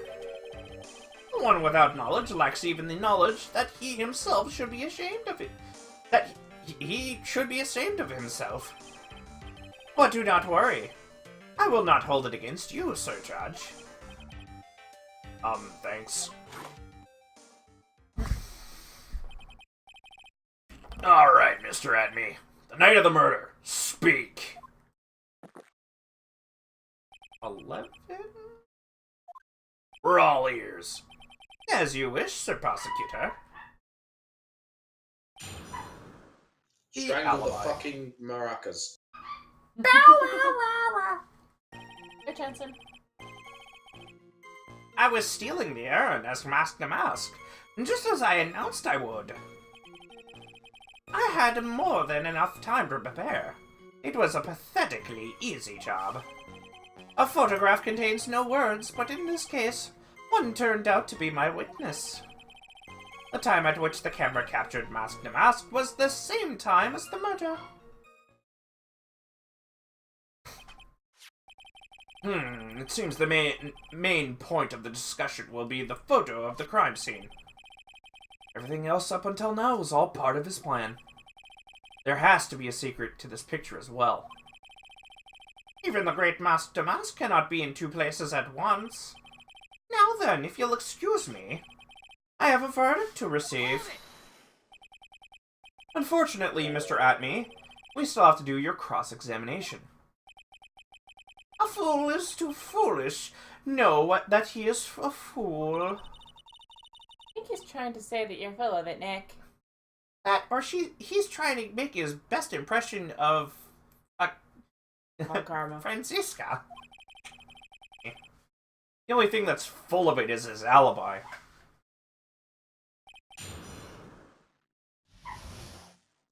Orf. I was stealing the urn as Mask to Mask, just as I announced I would. I'd more than here, I already read this. Present. No, not present. What am I doing? Press. So this photograph is the proof, correct? Indeed it is. And the man in the photo is certainly wearing a mask. That is why I'm called Mask to Mask. You couldn't even fit that over your giant schnoz, really. You'd literally have to break his nose for that to fit. And it would stick out like that. And you've not raised this point why? Huh? And you've not turned around to him and said, can you put on this mask then, please? without I'm breaking your surprised. nose. Exactly. But conveniently, that also means that there is no way to tell who this really is. What do you mean? Objection! Ha! Are you saying this is not in fact Luke at me? That it could be an accomplice dressed up as Mask to Mask to create an alibi? Oh ho! What an interesting idea! Are you saying that I, Lone Wolf Luke, had an accomplice? Name the accomplice, give up. Yes. Luke at me was at KB Security during the murder. Then the Mask to Mask in this picture has to be a fake. Exactly! You had an accomplice. Now remember you said that, Mr. Trite, because there's no going back. If you're making baseless claims, I'll treat you to a penalty myself. That penalty is probably boiling hot, too. So who is it, Mr. Trite? Who was the accomplice? Ow. Sorry. You pulled my hair when you did that. Okay, so tell me what I missed. So right now I got to the first line, and it was, I pressed it, and he's like, well, if you, think I was not there, then I would have to have an accomplice. So, did I have an accomplice? Say he's got an accomplice, or give up. He has an accomplice. Okay, if he has an accomplice, who is it?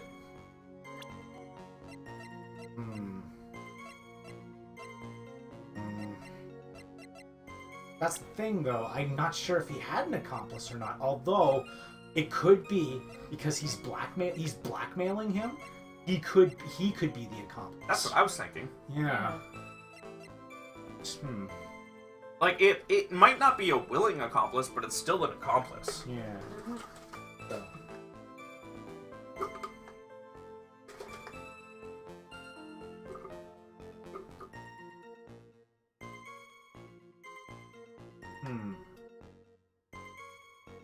I think you might have jumped the gun on that one. Oh, I did. I'm sorry.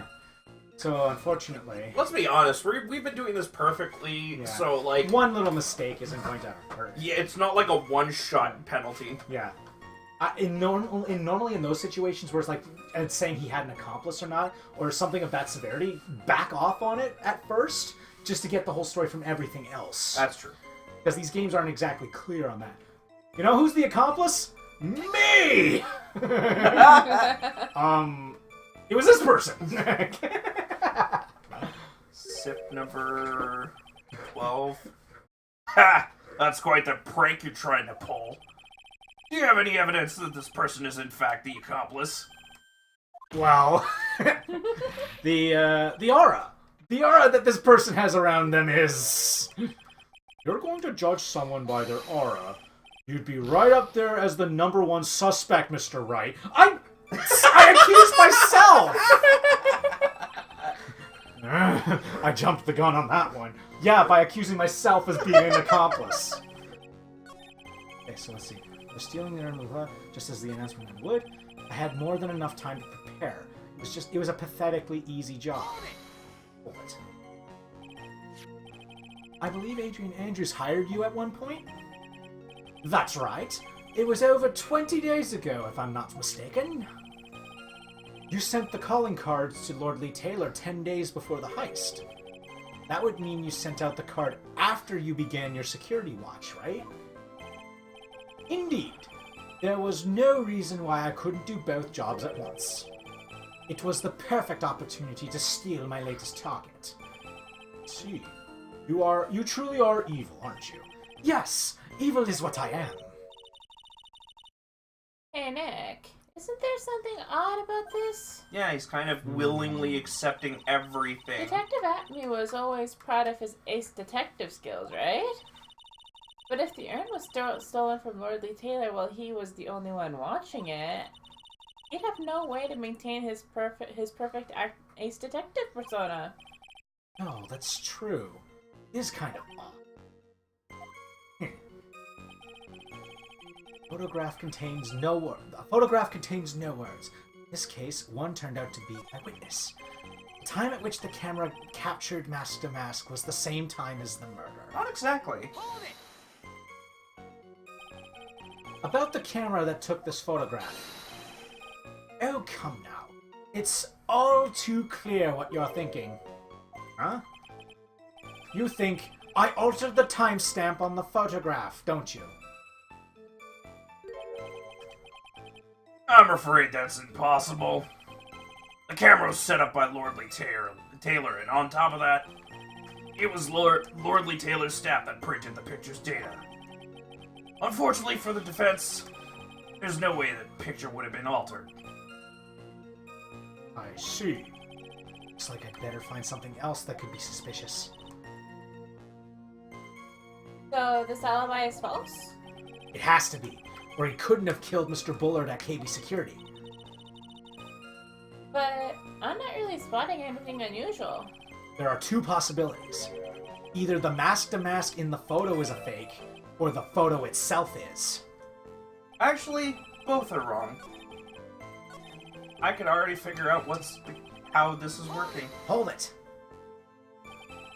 So by photograph, you mean this piece of evidence here, is that correct?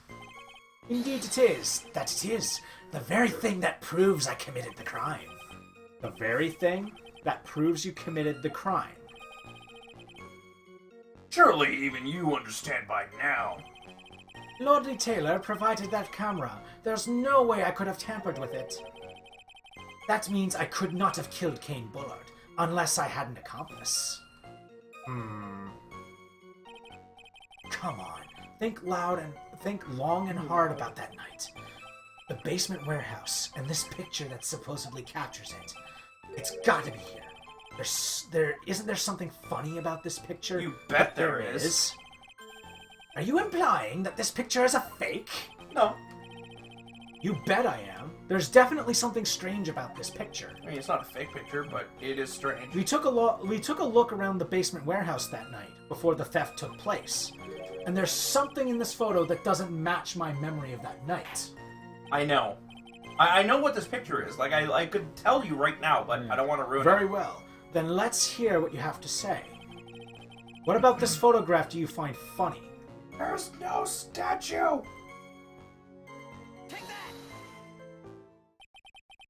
The funny part is right here. Why, this is a blood stain. Ah, blood! Now this case is getting interesting. Not exactly.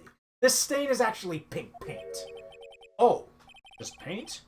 And peach colored at that. From blood to peaches, the judge sure loves going on his wild tangents. The problem with this photograph is not the paint. The problem is when you consider the layout of the basement warehouse. It turns out that something should have been there, that should be there, is nowhere to be seen. Well, Mr. Wright, what is supposed to be in this picture instead of the paint stains? Statue! The supervisor of the treasure exhibit stated the following. Well, there's a good reason for that. On the day of the crime, around noon, that golden statue just happened to arrive from the mountain training hall. I realized that the statue would be the perfect size for covering up the paint stains. That's why I put it where you first saw it. I myself was there the night the theft took place and saw the statue in that spot. If this picture was truly taken on that night, then that statue should have been there. But when I went there the day after the theft, that statue of the old bag was sitting in the corner. I'm having trouble keeping that voice. Perhaps it was somehow pushed there accidentally. Your Honor, this statue is slightly larger than yourself and quite heavy. It would take more than an accidental push to move it that distance. In that case, can you prove it? Can you give us the rhyme and reason as to why that statue was moved that night? Can you do it, Nick? Never mind who moved it. The real question is, why did they move it? Well, Mr. Wright, I hope you're prepared with your answer. Now then, who was the one that moved the golden statue on the night of the crime? Look at me. Yeah. The one who moved the statue was none other than Luke Atme. Come now, Sir Lawyer. There you go again on one of your strange delusions. Mr. Wright, what basis do you have for your strange delusions? It's very simple. The witness was the only one in the basement warehouse that night. That is indeed very simple. However, why would I want to move a heavy golden statue? Reason for moving the golden statue? Here's where our battle really begins. Well, Mr. Wright, what reason did the witness have to move that statue? The reason can be found here in this photograph. Look at me. You pretended to be Mask to Mask to create an alibi that by showing you were at Lorley Taylor that night. But this photograph contains a single fatal flaw. If the statue had been there, your lie would be exposed like cheap film at a drugstore. That is why you had to move the statue. Single fatal flaw? Interesting theory. Please enlighten us. That was my line. I'm sorry. Interesting. My voice changed suddenly. It must have been the special blend of coffee that I'm drinking. Just where in this picture does this lie exist? Would be the timestamp. Yep. Naturally, the lie in this photo is the timestamp. What do you mean? I'll tell you exactly what I mean. On the night in question, Luke Atme went to KB Security and murdered Kane Bullard. Therefore, it's obvious. It would have been impossible for him to have been at Lorley Taylor at this time. Yeah. I have a hunch that he has like a paradox yeah whenever he's being questioned. But what does that have to do with the statue being moved? Remember, if you will, Your Honor, when was the statue placed besides the warehouse door? Well,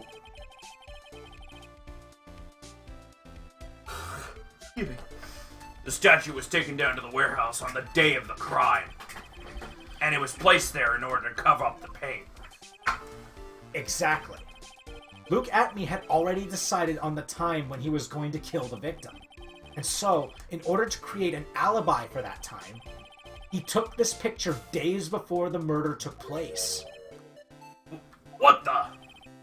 Of course, the statue hadn't yet been brought down to the basement warehouse yet. Oh, so, on the day of the crime, Mr. Atme must have been quite nervous. As nervous as a long-tailed cat in a rocking chair factory, so to speak. Ooh.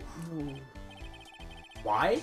Because something that wasn't supposed to be there had been brought down and placed where it wasn't supposed to be.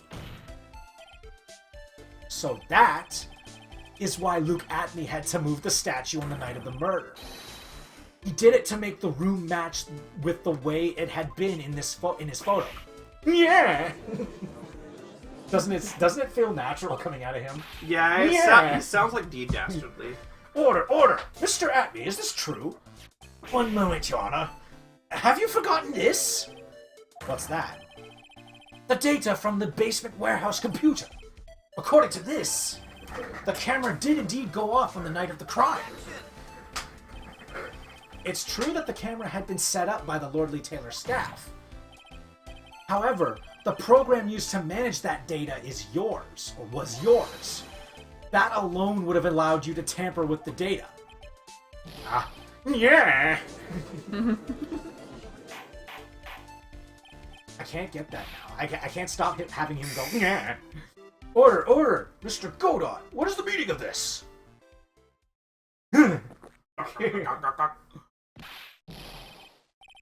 Godot, I've warned you about making me wait. Now put that coffee down. 13? Put that coffee down. My 11th cup. Yeah, I was right. It's every time he takes a sip. Wow. Okay. I guess we want to go to 11 then? Yeah. Alright. Why not? I promised to drink no more than 17 during a trial. Which means I'm still good till the last drop. Going down smooth. However, the defense has a very good point. A good point. So what? We are all about but travelers on a road of infinite points. I think he's got his points mixed up with his other points. So you say this photograph was taken ahead of time, and that the statue was moved in order to make it match. That's a very interesting idea. However, there's one point that can't be denied. Which is? That's 12. Not yet. He hasn't sipped it. It's only a possibility. Men that are trapped by the chains of maybe can never reach their dreams. That's very true. No way. Don't fall for that, Your Honor. Oh, my voice. Hey, Mr. Damask. Yes? There's no funny business in your actions as Mask Damask. There should be no problem with you telling us your strategy. So let's hear it. Yes, please provide this court with your testimony about your plan to steal the sacred urn. Actually, that kind of failed too. Sacred urn heist. I first received the request from Lordly Taylor about 20 days ago. The urn was placed in a box, and zvari! It was then sent to the warehouse. Hence, I was actually unable to see the urn for myself until the day of the crime. I knew it was an extremely valuable treasure, so I sent my card 10 days beforehand. I then handled security by myself to ensure that my crime would go smoothly. At last, I held the urn in my hands for the first time at 1 a.m. on October 12th. That's pretty much all stuff we've heard before, isn't it? Yeah, but we will find the truth hidden in the nuggets of new information he gave. Witness, you're sure there are no mistakes this time? Zvari! Very well then, Mr. Wright, you may begin your cross-examination. Already know what's wrong. Hold the phone. He's never held the jar. Do we have proof, though, that he never held it in his hand? The jar the urn that was stolen wasn't the Amy one. It was a different one. It's true, he has never touched it, but we don't explicitly have anything that can prove that. Wait, the camera. It should say I am on it. Oh. He's holding the box with the urn in it. The box doesn't have paint on it. No.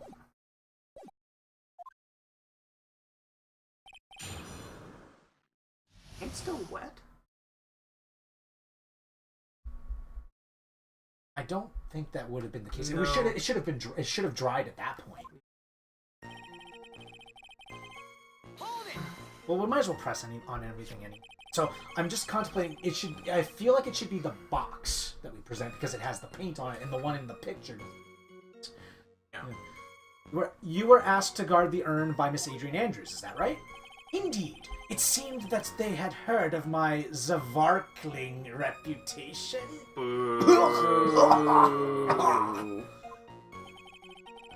See, Miss Andrews is still attracting the weirdos.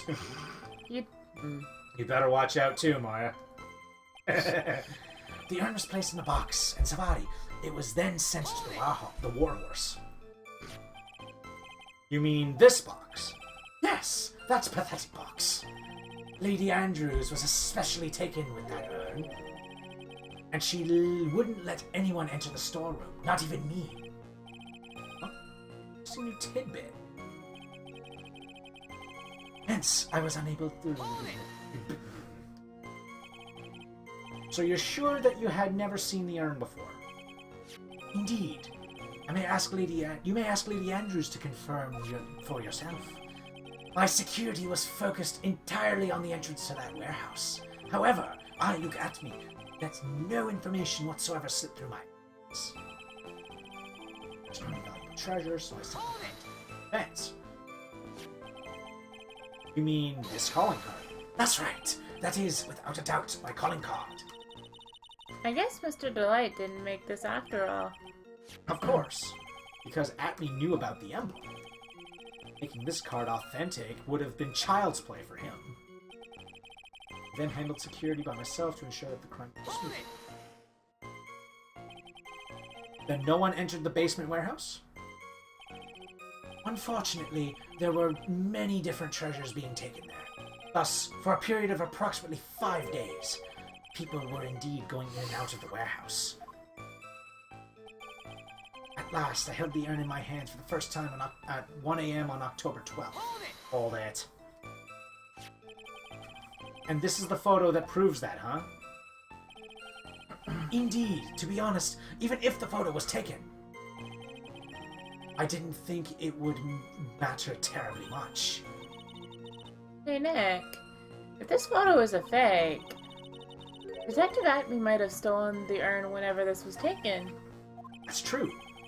You know, he's been saying that he never saw the urn until that night. If we can prove that he's lying there, we can wrap this up and take a bow on it. And put a bow on it. To take a good hard look at the court record. Not a lot to go on, is there? Actually, there's nothing. Covering his tracks, there's only one thing we need to prove. He took this photo well before the actual night of the crime. Alright then, how do we do that? It's the box. There's one thing that Atme stated very clearly, that he had never seen the urn before he stole it.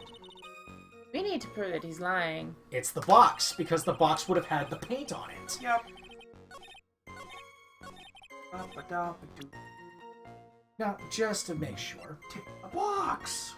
Just to make sure. Get in the bag, Nibby. Get the bag, Debbie! Ah! What time is it right now? We still have 50 minutes. Holy crap. Yeah, 50 minutes for a regular time slot. We're over by an hour.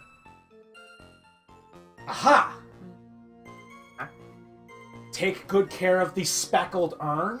Ooh. He's seen it before that. If you really are, Mr. Atme, if you really are Mask to Mask, then you also wrote this calling card, correct? But of course. Is there a problem with that calling card? Allow me to read a passage from the calling card that Mask to Mask had written. Take good care of the speckled urn. Now, the speckled here surely refers to this pink pattern on the sacred urn. Yes, that is true. But so what? Truth be told, there is no way that Mask to Mask could have known about this pattern. What do you mean? This pink spotted pattern on the urn is actually nothing more than paint stains. Paint stains? And these stains did not appear until after the urn had been taken to Lordly Taylor. I'm not finding this joke to be very funny, Mr. Wright.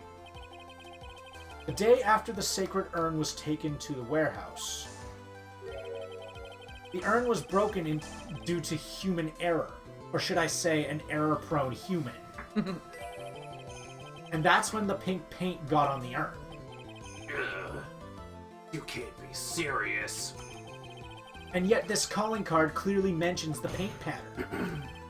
Which means Detective Atme had seen this urn long before the crime ever took place. In fact, he saw it when this fake photo was taken. Ah! And because this photo is a fake, your alibi for the night of the murder no longer holds water. Yeah!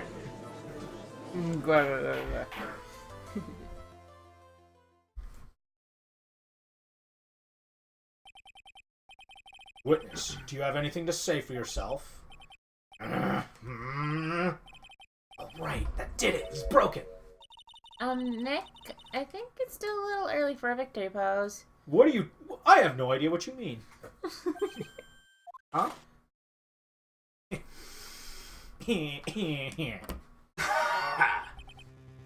It's so sad. No one has any conviction these days. Conviction, you say? Yesterday, we all decided unanimously that this man was Mask to Mask. And now we're calling him murderer. 12. Wait. 13. No, it's 12. Okay. You don't think we're being a tad fickle? That's a good point. No way! Don't fall for that too, Your Honor! You say that Luke Atney was the one who killed Kane Bullard? Then let me ask you this. Why would he do that? Yeah, he's got no alibi yet at all. An excellent point. Motive, Mr. Wright, motive. Might you, my merry murderous motive manifest? You like alliteration, Nick, we get it. he's getting a second wind. If he prepared an alibi and pinned his crime on Ron Delight, as you say, he must have had a very strong motive for murder. The only one with any motive we've seen is Ron Delight. 13. Isn't that right, Detective? Indeed. According to my own research, the boy's motive is clear. Without a motive, it's nearly impossible to prove guilt in a murder case.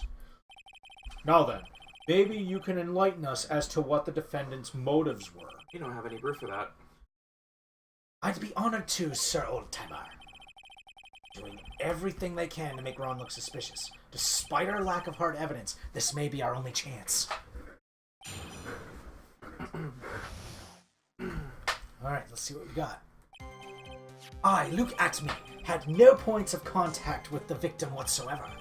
Kane Bullard decided to investigate Mask to Mask and simply mistook who he was. It was Mr. Bullard who wrote the blackmail letter and sent it to Ron Delight. And it was again Mr. Bullard who harbored a grudge against Mr. Delight for his betrayal. Mr. Bullard's mistake is quite excusable. The defendant truly believes he is Mask to Mask. That is why Mr. Delight saw it fit to kill Kane Bullard. Truly a tragedy. Kind of obvious what the problem here is. So the victim, Kane Bullard, blackmailed the defendant? This is the blackmail... Yeah, that depends. Who is impersonating my voice? This is the blackmail letter found in the defendant's apartment. Handwriting test confirms that Mr. Bullard was indeed the one who wrote the letter. What? Mr. Wright, begin your cross-examination. Need a lozenge after.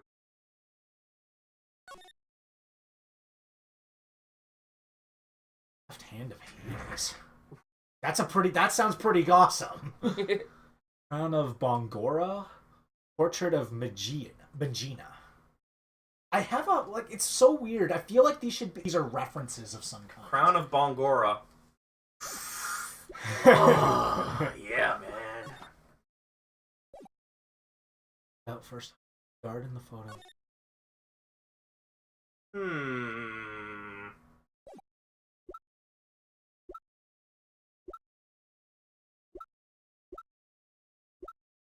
Let's do the cross-examination in press for now. Yeah. That red diamond you received the other day instead? He doesn't know about that. He doesn't have a red diamond. Well, he does. He's wearing it. I look at me. However, Kane Bullard decided to investigate Mask to Mask and simply mistook who it was. Mr. Bullard, who wrote the blackmail letter, sent it to Ron. That's the problem. It wasn't aimed at Ron Delight. It was aimed at you. I would push with. I would. Yeah. Throw that. Well, up in his face. let's press that on it first. Yeah. You mean this blackmail letter right here? It says bring $50,000, and the handwriting is without a doubt the victim's. There's no mistake. We have an official report to prove it. But I don't see any addressee on this letter anywhere. See? This letter was discovered in Ron Delight's apartment. And Mr. Delight did show up at the designated place and time.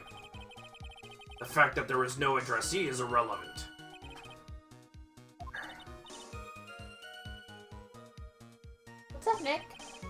just had a thought. What if that blackmail letter wasn't meant for Mr. Delight? Oh, do you have any evidence of that? For some reason, I just can't shake the feeling that there's something not quite right about this blackmail. I'm surprised we didn't notice that red diamond thing until now. Well, everyone, are you quite satisfied? No.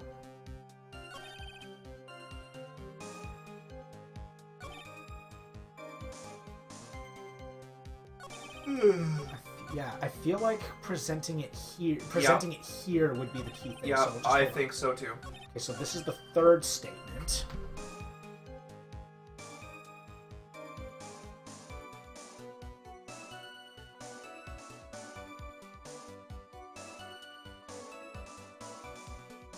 Yeah, by the way, that cookie clicker cat, that comic is the reason why I played that game to complete. Mind if I ask you a few questions, Detective Atme? First of all, we nailed it. It's the red diamond thing that's super, like, what? Yeah. Well, if it's just a few, I guess it's alright. When you said that this letter was addressed to Ron Delight, I couldn't help but notice one major contradiction. Contradiction? I don't know where a walking contradiction like you gets off saying things like that. You're one to talk. At times like these, men are made to express themselves with their fists. Why don't you show us what you got there, Junior? Junior? Show us the contradicting evidence in the content of the blackmail letter. Hold on. Oh, we actually don't know his age. He can actually claim that we're called Junior at this point. To be fair, from what we've learned about him later, Yeah. he is pretty old. No, not really. Older than Yeah. Phoenix. Yeah, it's true. He is older than Phoenix, for sure. And has been in the lawyering business for a lot longer, too. Yes, it's Okay, true. either way. Show us the contradicting evidence of the content of the blackmail letter. Okay, so it is the red diamond. We do not have it in our proof. Actually... Well, actually, we kind of do.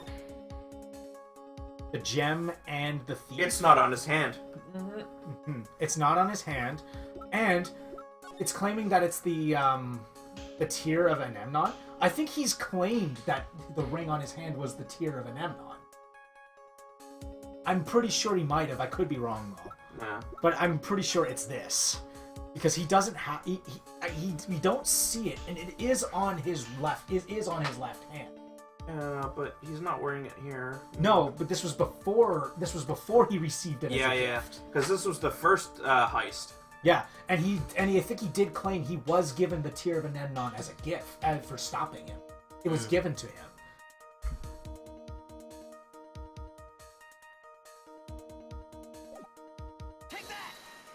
Again, I like making sure that we're on the right track.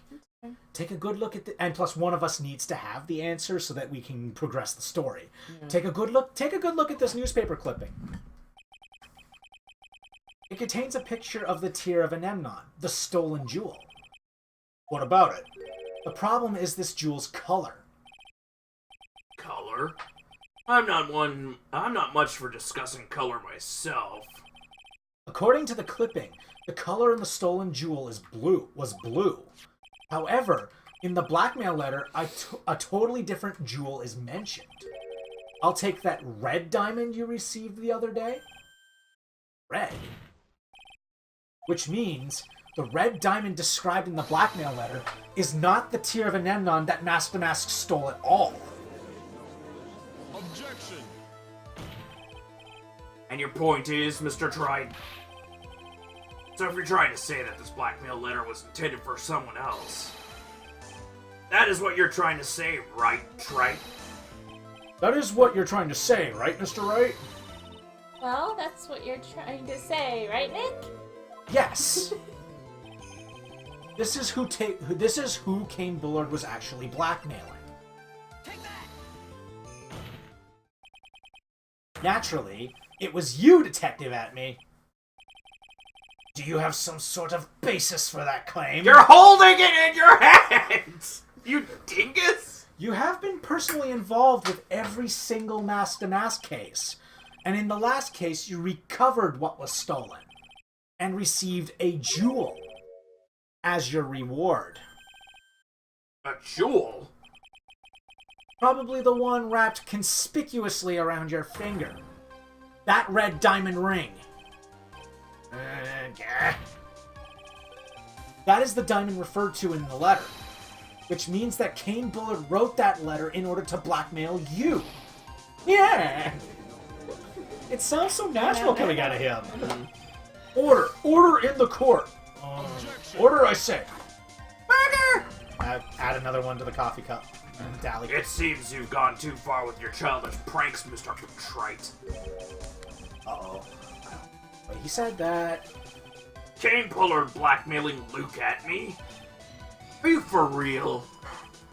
Yes, I am. Hey, come on, stop him. And answer me this. The blackmail letter contains the following passage. You don't want your identity revealed to the world. Yes, it certainly does. 14. Kane Bullard threatened to make Luke Atmy's identity public knowledge. God damn, that is not coffee, it's tar! I know, the color does not fit. It's to fit the sprite limitations, unfortunately. An identity he wanted to keep a secret, so just what was that identity? Unfortunately, there is no brown coloring in that character's sprite, and the cup is the same sprite as I could argue character. his skin is Atmy brown, killed Kane but- Bullard because he was afraid of his secret becoming known. not dark enough. What was the identity he wanted to keep secret? Not to mention the edging on the sprite, sorry to interrupt you, is actually gray. I know this personally. This is what it all comes down to, Nick. I've actually taken careful study on these sprites specifically. An ace detective, mask to mask, a blackmailer. Have to be a blackmailer. Because why would he want his identity as an ace detective? Why would he want to keep that a secret? And two, this is the identity he's keeping to be framed. He wants to be framed for in order to. Yeah. So the only logical conclusion would be a blackmailer. Duh. Also, I just noticed something interesting. Oh, wait a minute. What? I thought I actually had something funny thought out because the blackmail letter says bring $50,000. I thought one of these was $50,000. No, that was the amount that what's his face was paid for one of the thefts. Oh yeah. I actually thought that was tied to it because like he recovered that, so he got that money in exchange. I that's what I thought. It was either paid for one of those thefts or that was the letter itself. Luke Atmy was a blackmailer. Objection. Yeah. Hey now, isn't that a little different from what you've been saying? You said that Kane Bullard was the one blackmailing Luke Atmy. Are you saying that Atmy was blackmailing someone else on top of that? Ugh, you have to admit, that does sound a little odd. It's not odd. It's the only thing that makes any sense. Kane Bullard was blackmailing Luke Atmy. But Ron DeLite was also being blackmailed by a certain someone.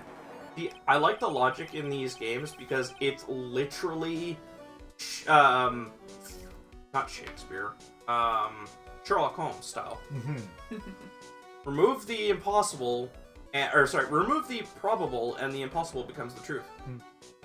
I just go with the mentality of go through each option and determine whether or not it makes any sense. Elementary, my dear ones. If it doesn't, then strike it. Ow, many. Careful. So, did you start receiving blackmail letters after this incident? Yes, just a few days after the tier of an Emanon heist. After that, I started getting plans in the mail. He only started being blackmailed after his first thwarting. Mm-hmm. So he's being thwarted by the guy because he found out who his identity was. Yep. I received plans from some very kind person. incredibly detailed plans. Detailed plans? In which case, that would mean that Rondelite was actually Mask the Mask. That is what we are claiming. Someone else came up with the plans and had Mr. Delight steal his targets for him. And that someone was none other than Luke Atlee. Shh! Silence! Now I see. It's all becoming clear. What is? When you were in grade school, you received the same report card every year. Careless, with a tendency to jump to conclusions. Am I wrong? How did you... You say that I, Luke Atlee, was blackmailing Rondelite? In which case, I would naturally know all about his relation to Mask. Well, yes. Rondelite started receiving plans from his second crime onward, correct? Which means I learned of his identity when he committed that first crime. Good point. You certainly couldn't have blackmailed him otherwise. 15? 14. I counted 14. He took a sip before. In that case, let's see some hot, bitter evidence. During the first crime, how did Luke Atlee know that Rondelite was Mask to Mask? Hello? Hair...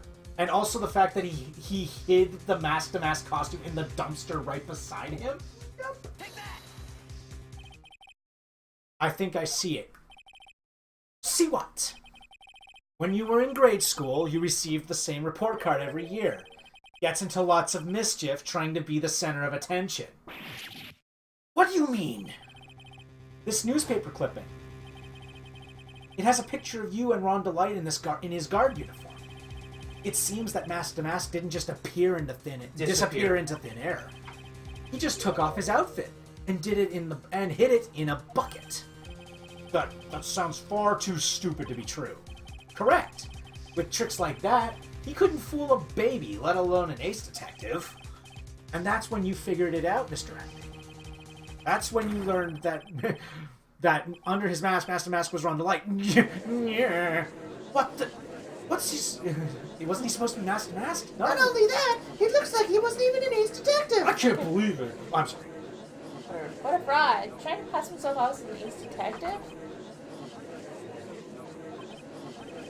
Why, you... How dare you expose me like that?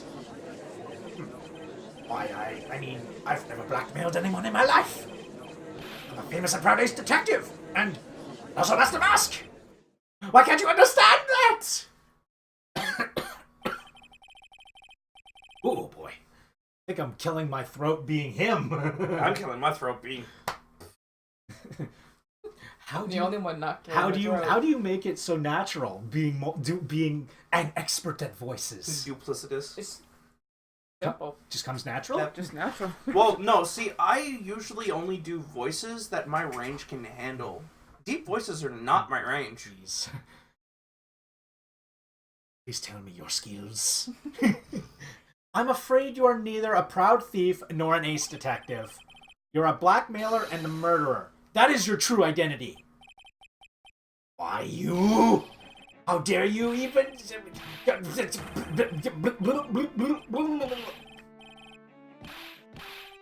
Saboon, this guy... He's not even speaking English anymore. No, actually, he is. He's just stringing It's enough his to make one laugh. He's actually been saying Yeah. stream of consciousness. Yeah. stream of words that just blended together. It would seem we finally arrived at the real answer. He was basically saying words without spaces. Yeah, I know. It's That exactly. was quite a performance by Mr. At. It's pretty much what Old Bag does on a regular basis. Pretty much. Yeah. Bailiff, please prepare a cell for Mr. Atlee.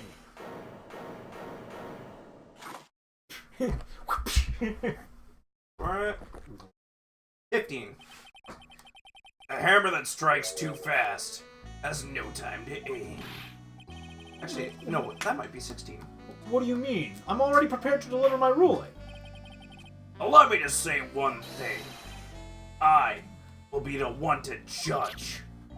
You don't get much more in your face than that. It appears that your claws weren't quite sharp enough, Mr. Wright. What do you... It's true that you've proven a lot of things.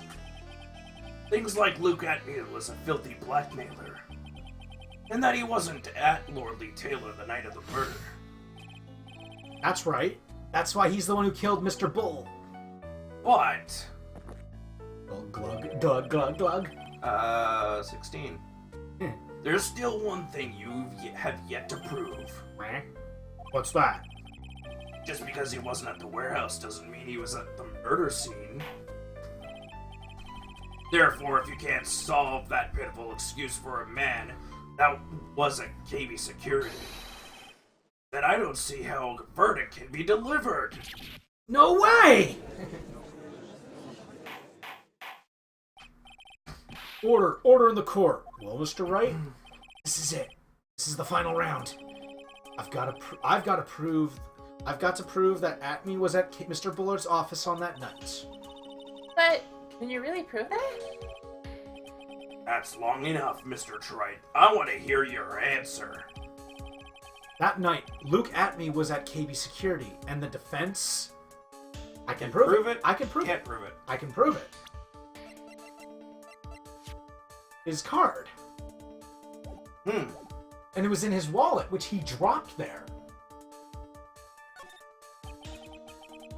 The defense can prove it, with evidence.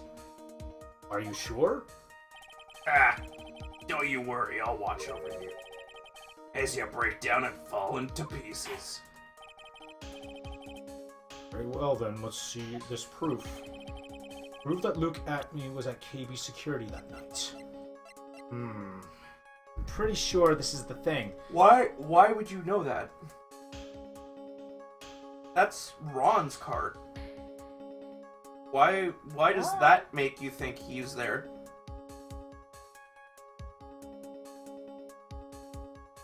Oh, I get it. He couldn't get in there without a card. Yeah. I think I'm as guilty as everyone else here. I jumped the gun this time. Me too. It happens all the time in this game. This is the proof. It's true, that is very important. However, I'm not so foolish as to think you will pass. Wait, for are you evidence. literally throwing that just because you failed? Yeah. Mr. Trite, it's time you learn the true flavor of life. The flavor of my special Godot Blend 49. Well, Mr. Wright, it's bitter. Very bitter. Come on, Nick. Don't give up now. Do. Oh look, It's over. brown. It's a separate sprite. I can't prove it. And Phoenix Wright does actually have brown in his sprite. Just as I thought. But, if we hear more of Detective Atme's testimony... Unfortunately, that's as far as you go, Mr. Trite. What do you mean? I won't allow for any more testimony. That's what I mean. What? Have you forgotten Luke Atme is here after we interrupted his own trial? And you have failed to prove that he committed the murder. I think it's time for this witness to return to his own trial and face his guilty verdict as mask to mask. No! Well now, Sir Lawyer, it seems that love wins out in the end after all. You took part in the Splatfest too? Yeah, timing. I am an ace detective as well as mask to mask. My verdict will verify that. Just as Ron Delights will verify that he is the true murderer. I declare that with the full force of my ace detectiveness... Order in the court. That's enough deliberation over this witness. No way. can't believe Isn't this. there a pet detective though? Believe this. At this rate, Ron is... Don't give up now, Nick. Still have tomorrow. We can look for more evidence and... By then, it'll be too late. Huh? Why? 17. Double jeopardy. One of the basic rules of any court of law. Double jeopardy? You cannot. Should a defendant be tried and found innocent in court, that defendant cannot be tried again for the same crime. This is a fundamental rule of all courts, and it applies to this witness as much as it applies to anyone else. Mr. Atme will be found guilty in a matter of minutes. Guilty as mask to mask, which means He will be innocent as far as the murder of Kane Bullard is concerned. No way. The fact that you are unable to prove Mr. Atney's guilt of that crime here means that you will never again be tried as Kane Bullard's murderer.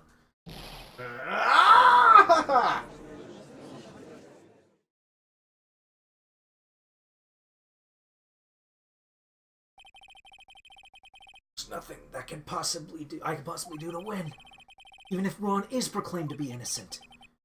The real killer, Luke Atney, will go free. You have cross-examined every statement the witness has made here today.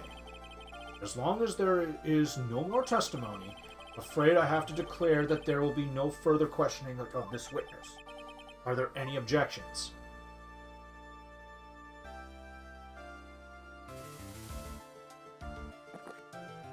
$17. Then I hereby end the cross-examination of Luke Atney. Objection!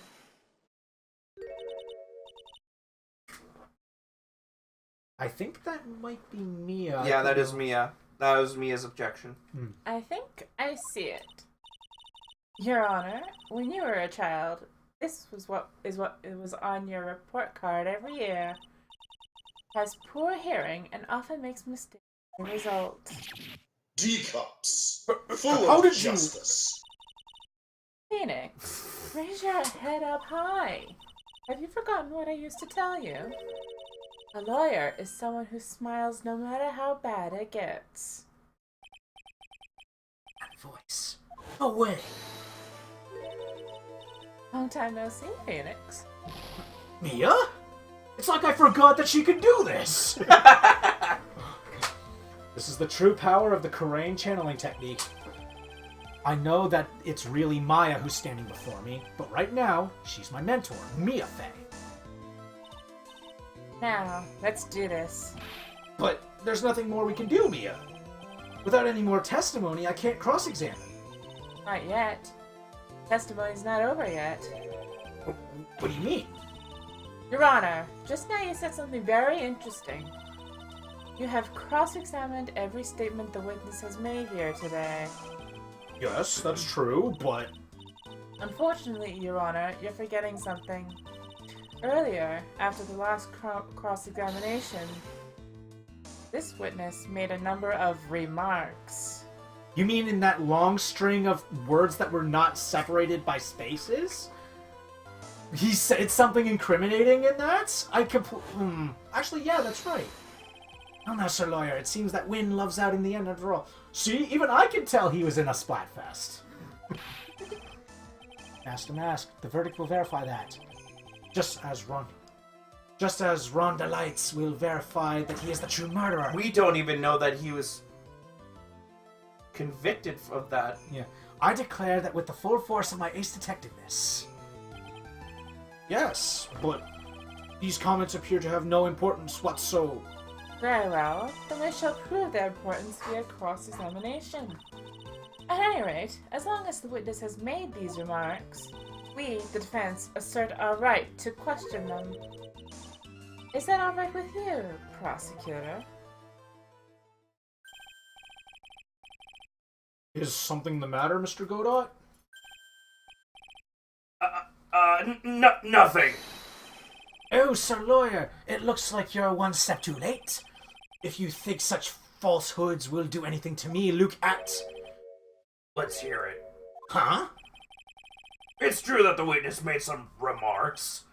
So then, let's hear this last bit of cross-examination. Mr. Godot, what are you? I'm throwing you in the deep end, you scum-sucking bucket feeder. Very well then, Mr. Luke Atney. I'm going to allow the defense to cross-examine your earlier remarks. The defense would like to hear why you declared the defendant to be the true murderer.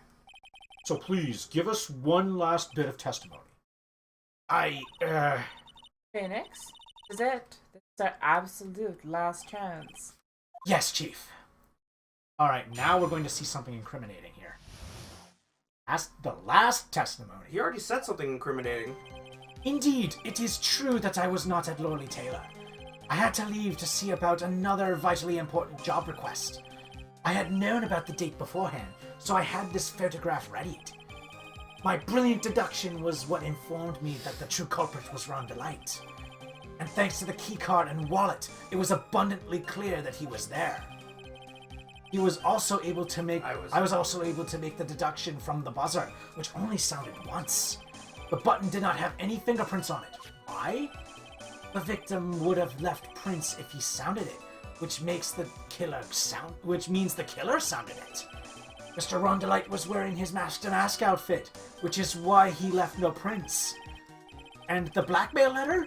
The victim likely just mistook the color of the jewel. Zavadi! Therefore, all the evidence points to that poor boy. Testimony actually seems to hold up pretty well. The witness's earlier remarks do not appear to have been hastily prepared. Didn't the alarm go off twice? I think it did only go off once. Went off once. Okay. I know, just making May sure. I note one small thing that he said during that? He claimed he was the murderer, and he didn't even know he was being tried for that. Wait a second. No. How did he know that Ron was He was wearing his the costume. mask There outfit? was no...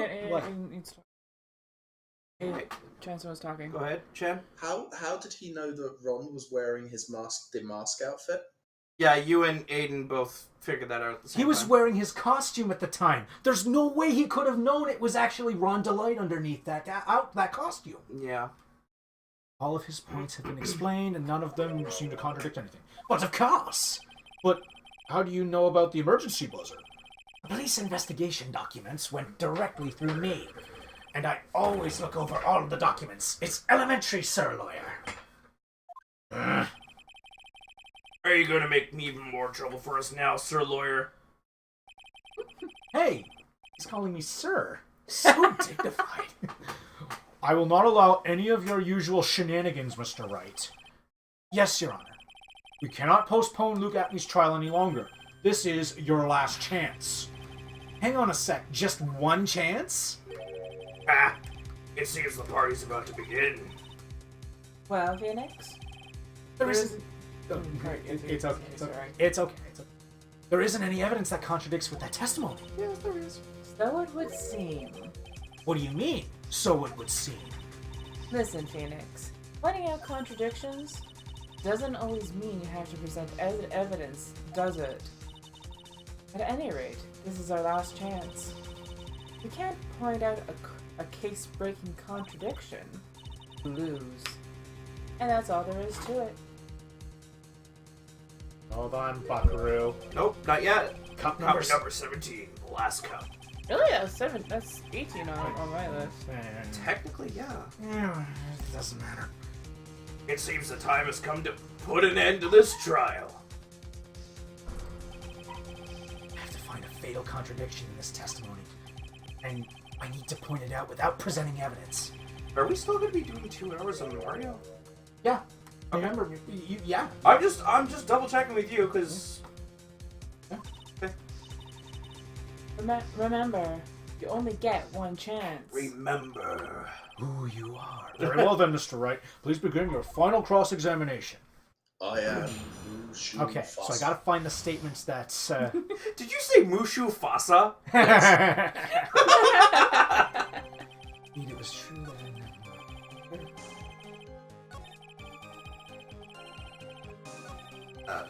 My brilliant deduction was what informed me that the true culprit was Ron Delight. And thanks to the keycard in the wallet, it was abundantly clear that he was there. I was also able to make a deduction from the buzzer. The button did not have any fingerprints on it. The victim would have left prints if he sounded it. Mr. Delight was wearing his mask-to-mask outfit, which is why he left no prints. How did you know he was wearing his outfit? Press the... Do it! Do it! How did you know? Okay, Chan is just saying, do it! I can hear it. Yeah. This has got to be the one. Mr. Delight was wearing his Mask to Mask outfit, which is why he left no prints. How did you know that? The only way you would have known that is if you were there at the scene. I love screwing people over with that. It's like, wait, how did you know that? Do you know why he wouldn't know that anyway? So, when was that announced? That was It's only this announced earlier when he was in his trial next door. Yes, it was announced It's during... not that I don't trust you, it's just I want to... Jansen said it. Jansen already explained it. The reason why he wouldn't know that was because it was said while he was still in his trial. Yeah. Hold it! He had no idea he was wearing his costume then. Mr. Atney, about this last remark. You still don't get it, do you, Trite? This isn't the time to be pressing the witness on every little statement. I'm afraid you're the one who still doesn't get it, Mr. Godot. What? Mr. Atney, it seems you have finally admitted that you were in the CEO's office on the night of the murder. How can you say that? Let's review your testimony, shall we, Mr. Atney? The button did not have any fingerprints on it. Why? Mr. Delight was wearing his Mask to Mask outfit? Is that correct? Indeed, that's what I said. My deductions are absolutely foolproof. More like your deductions prove that you're a fool. I'm sorry? Whatever do you mean? For some reason, I'm starting to get real thirsty. When exactly did we learn the fact that Ron Delight was dressed as Mask to Mask when he went to the scene of the crime? That was, It was just a few hours ago. Back when my sixth cup was looking at me with a cold stare. Huh? Oh, did I forget to mention it before? I'm sorry. I just never had a time to mention it up until now. That's right. The defendant had yet to tell anyone else this fact before this morning. Therefore, the only person who should know this are those who have been watching this trial. Do you understand now, Detective Atney? There is no way that you should have known about that. Yeah. You were in the next courtroom, being tried as Mask to Mask. So then enlighten us. Just how did you know about that piece of information? Objection. Well... Come on, this detective must have known about it. He probably had plenty of chances to find out beforehand. And it's those chances that I want to discuss next. That night, Mr. Delight was wearing his Mask to Mask outfit. There is one and only one way for Detective Atney to have found that out. One way, you say? Please recall, if you will, Mr. Delight's testimony. When I entered the office, there was a suspicious shadow there. For a second, my client witnessed the real killer. But Mr. Delight never saw his attacker. So there's no way to tell whether or not the real killer was Luke Atney. It's with that statement that I'll turn this case on its head. Just what are you implying? Mr. Delight saw the real killer, correct? Now, if you turn that statement around, it stands to reason that the real killer had also seen Ron Delight. Impossible.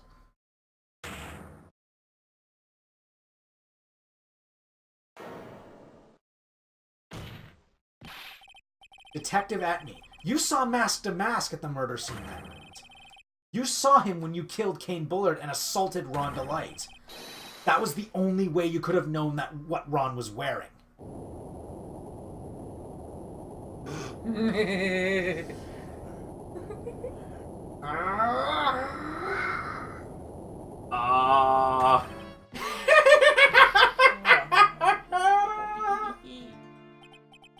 Take a good look, everyone! Unable to find a rival worthy of my genius, I was found to create one by myself! Here I am, the tragic clown! That's the same line you gave yesterday. but I think there's a little more meaning behind it this time.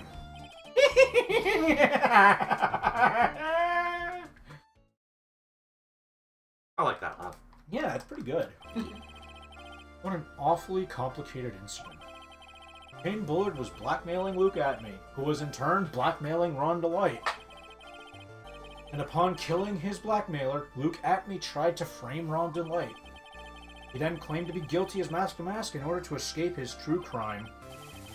And to that end, he came up with this plan. He used the double jeopardy rule when making his alibi. It's him. At any rate, it would seem we finally found the truth. Excuse me? I came perilously close to besmirching the record of an innocent young man. Didn't you say that yesterday, Twice, actually. Yeah. Besmirching him with the title of murderer. Don't ignore me! Oh, I didn't realize you were there. Why wouldn't he be? About the verdict. I know. You never committed any murder. That's right. I'm so glad you understand that, but I really am Mask to Mask! Huh? So thanks to the trial yesterday, I'm innocent now, right? Oh, yeah, double jeopardy. Yeah, he He can't can't be tried for that again. He can't be tried as Mask to Mask again. Who is it? What was it you said? Double jeopardy? Now that you mention it. I've been careless. Careless. What do you think, Mia? As the defendant says, the rule of double jeopardy is absolute. A defendant can never be tried twice for a crime in which he was once found innocent. Then Mask to Mask is really innocent. It would seem so. For now. For now.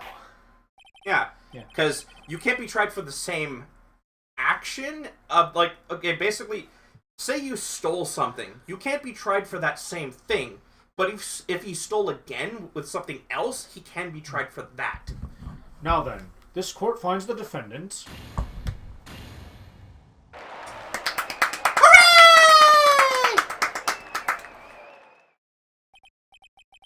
Boy, This is really lucky. Wait, this isn't so good after all. You see, the thing is, I still am Mask to Mask after all. nobody cares. You did it, Phoenix. Okay, hold on. Did we ever use this? No. Nope. I just like it when we get evidence that is Kane's never list. used. That is never used. The at all. pricing list for the thing stolen. Yeah, but that's like the only thing. Yeah. It never really came up, did it? No. Not really, no. You see, this is the kind of the problem I have with the original trilogy. It brings in Red herrings. It brings in evidence that is never used. In a good murder case, in a good case, like story like this, every piece of evidence should be used at least once. Yes, but in actual, like... It's true. It's true. But You in know every what my problem with the than original not. trilogy yes, is? but in No, hold on. What is it, Chanson? You know what my problem with the original trilogy is? Yeah? Maya's fucking wardrobe. If she knows she's gonna get possessed by Mia at some point in the future, put a fucking bra on. I'm just gonna say this flat out. I'm not even sure if like You didn't hear what he said, did you? no, I can't hear what he's saying. Okay, so he said the one thing he's calling out on for Maya is Her about outfit. about the trilogy is if she knows she's going to get possessed by Mia, but wrong. Yeah. But then again, it's usually in a situation where it's last minute. It's not the point! Not the point. Whatever. But still, this I don't even think I can't focus on the trial when I'm looking at the crumbs of justice, dang it! 2 minutes. I don't even think that this even came up in a Psyche Lock segment. If it came up in a Psyche Lock segment, then I would have been fine Nope, with it. nope. Yep. So this is the problem I have with the original trilogy. It has evidence that you pick up that is never used in context. I'm still using the fact that in regular law, It's there true. will always be evidence that never ends up getting used This- for one reason or another. This is a Phoenix Wright game, though. It's pretty clearly not emulating real I life. know, but it's up to the person's discretion to figure out whether it's needed or not. I think this does make It's nice to the have future items games which easier can in the sense throw that people in the off. future game, Yeah, Chanson said pretty much as much. It's nice to have things that would throw people off. yeah, it's true. It makes things interesting. It's true. It's just in the future games, it does have evidence that isn't used in court, but they're at least used in psyche lock segments. So there is actually a purpose for them. Yeah, and you have to figure out where and when to use them. Yeah, this think just there's a couple needlessly of confuses characters players that in a want system cases where for you can get 3DS. penalized for it and not have your meter increased again. I don't know, Chan. Yeah, okay. Again, Okay. thanks, Mia. It's been a long time, hasn't it? Yeah, it's because Maya doesn't call on me much these days. Oh? I'm just joking, Phoenix. Don't take everything so seriously. But on the other hand, Maya, she seems kind of torn these days. You mean about becoming the master of the Korean channeling school? Becoming the master means saying goodbye to our mother. Misty Faye, right? Watch over her, will you, Phoenix? Of course. I mean, she wouldn't leave me alone. She won't leave me alone anyway. Well then, see you around.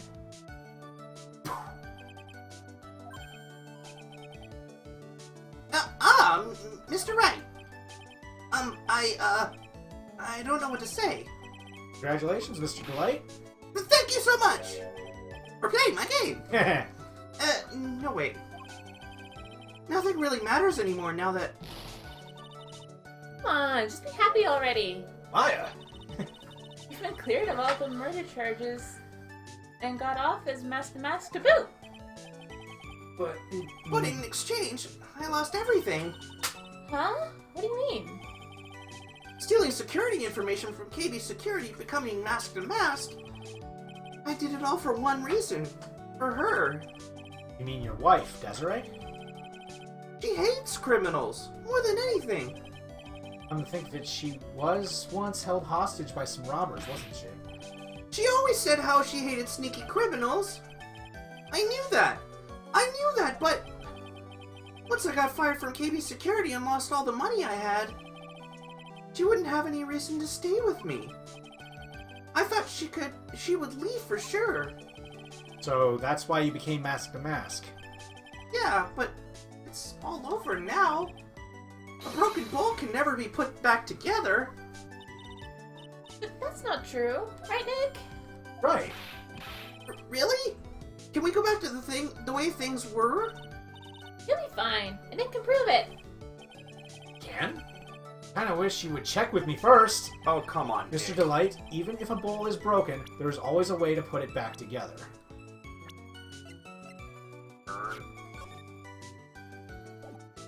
Should it be the It would be the urn itself. Just to make sure. Let's not give him a bad example of putting an urn back together. Let's give him the good one. Yeah. Even if it's broken. There you are. Even if it's covered in paint, it's still better than Pearl's job. The sacred urn? Desi was the one who found this. Desiree, your wife. She's always believed in you, Ron. That's why you'll be fine. You don't have to worry about anything. Ah, So. there you are. Miss Delight. You did it, Ronnie. You're innocent. I'm so happy. Thank you. I appreciate that, but I suppose you don't want anything more to do with me, do you?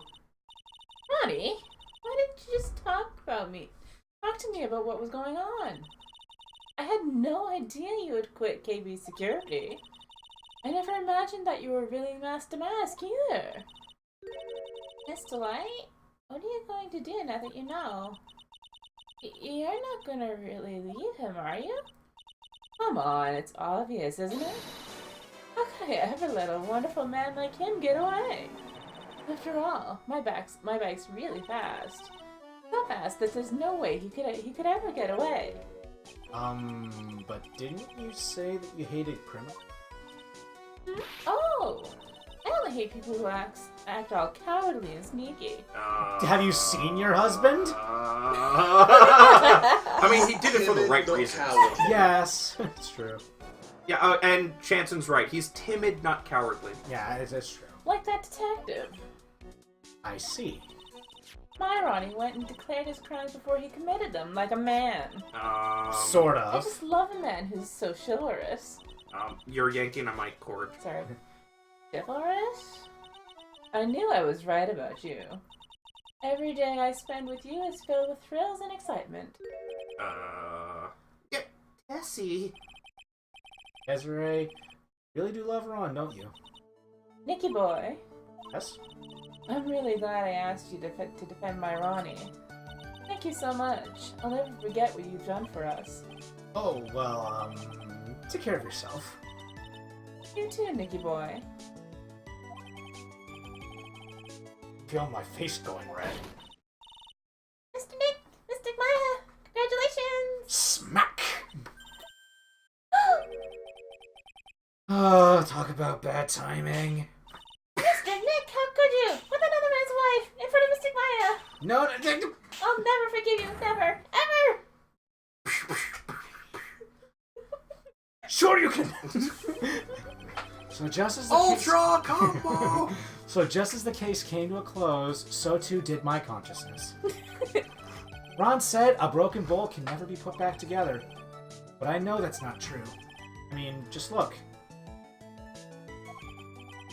Here's a perfect example of that it was put back together even better than before. Actually, yeah. Man, she did a good job. Only she didn't drop paint on it. Yeah. And that was the stolen turnabout, my least favorite case in this game. Yeah. Only because it's kind of just eh. This one's gonna be much more interesting. And I believe that's us for tonight. For this game, do you want to stay a little longer, or do you? I really don't. I guess we can leave, but You're gonna come back, or no? I think I'll come back. Okay. Yeah. All right. Well, that's us for Phoenix Wright. We'll be back in a short amount of time with some Super Mario Odyssey. We'll see you guys then.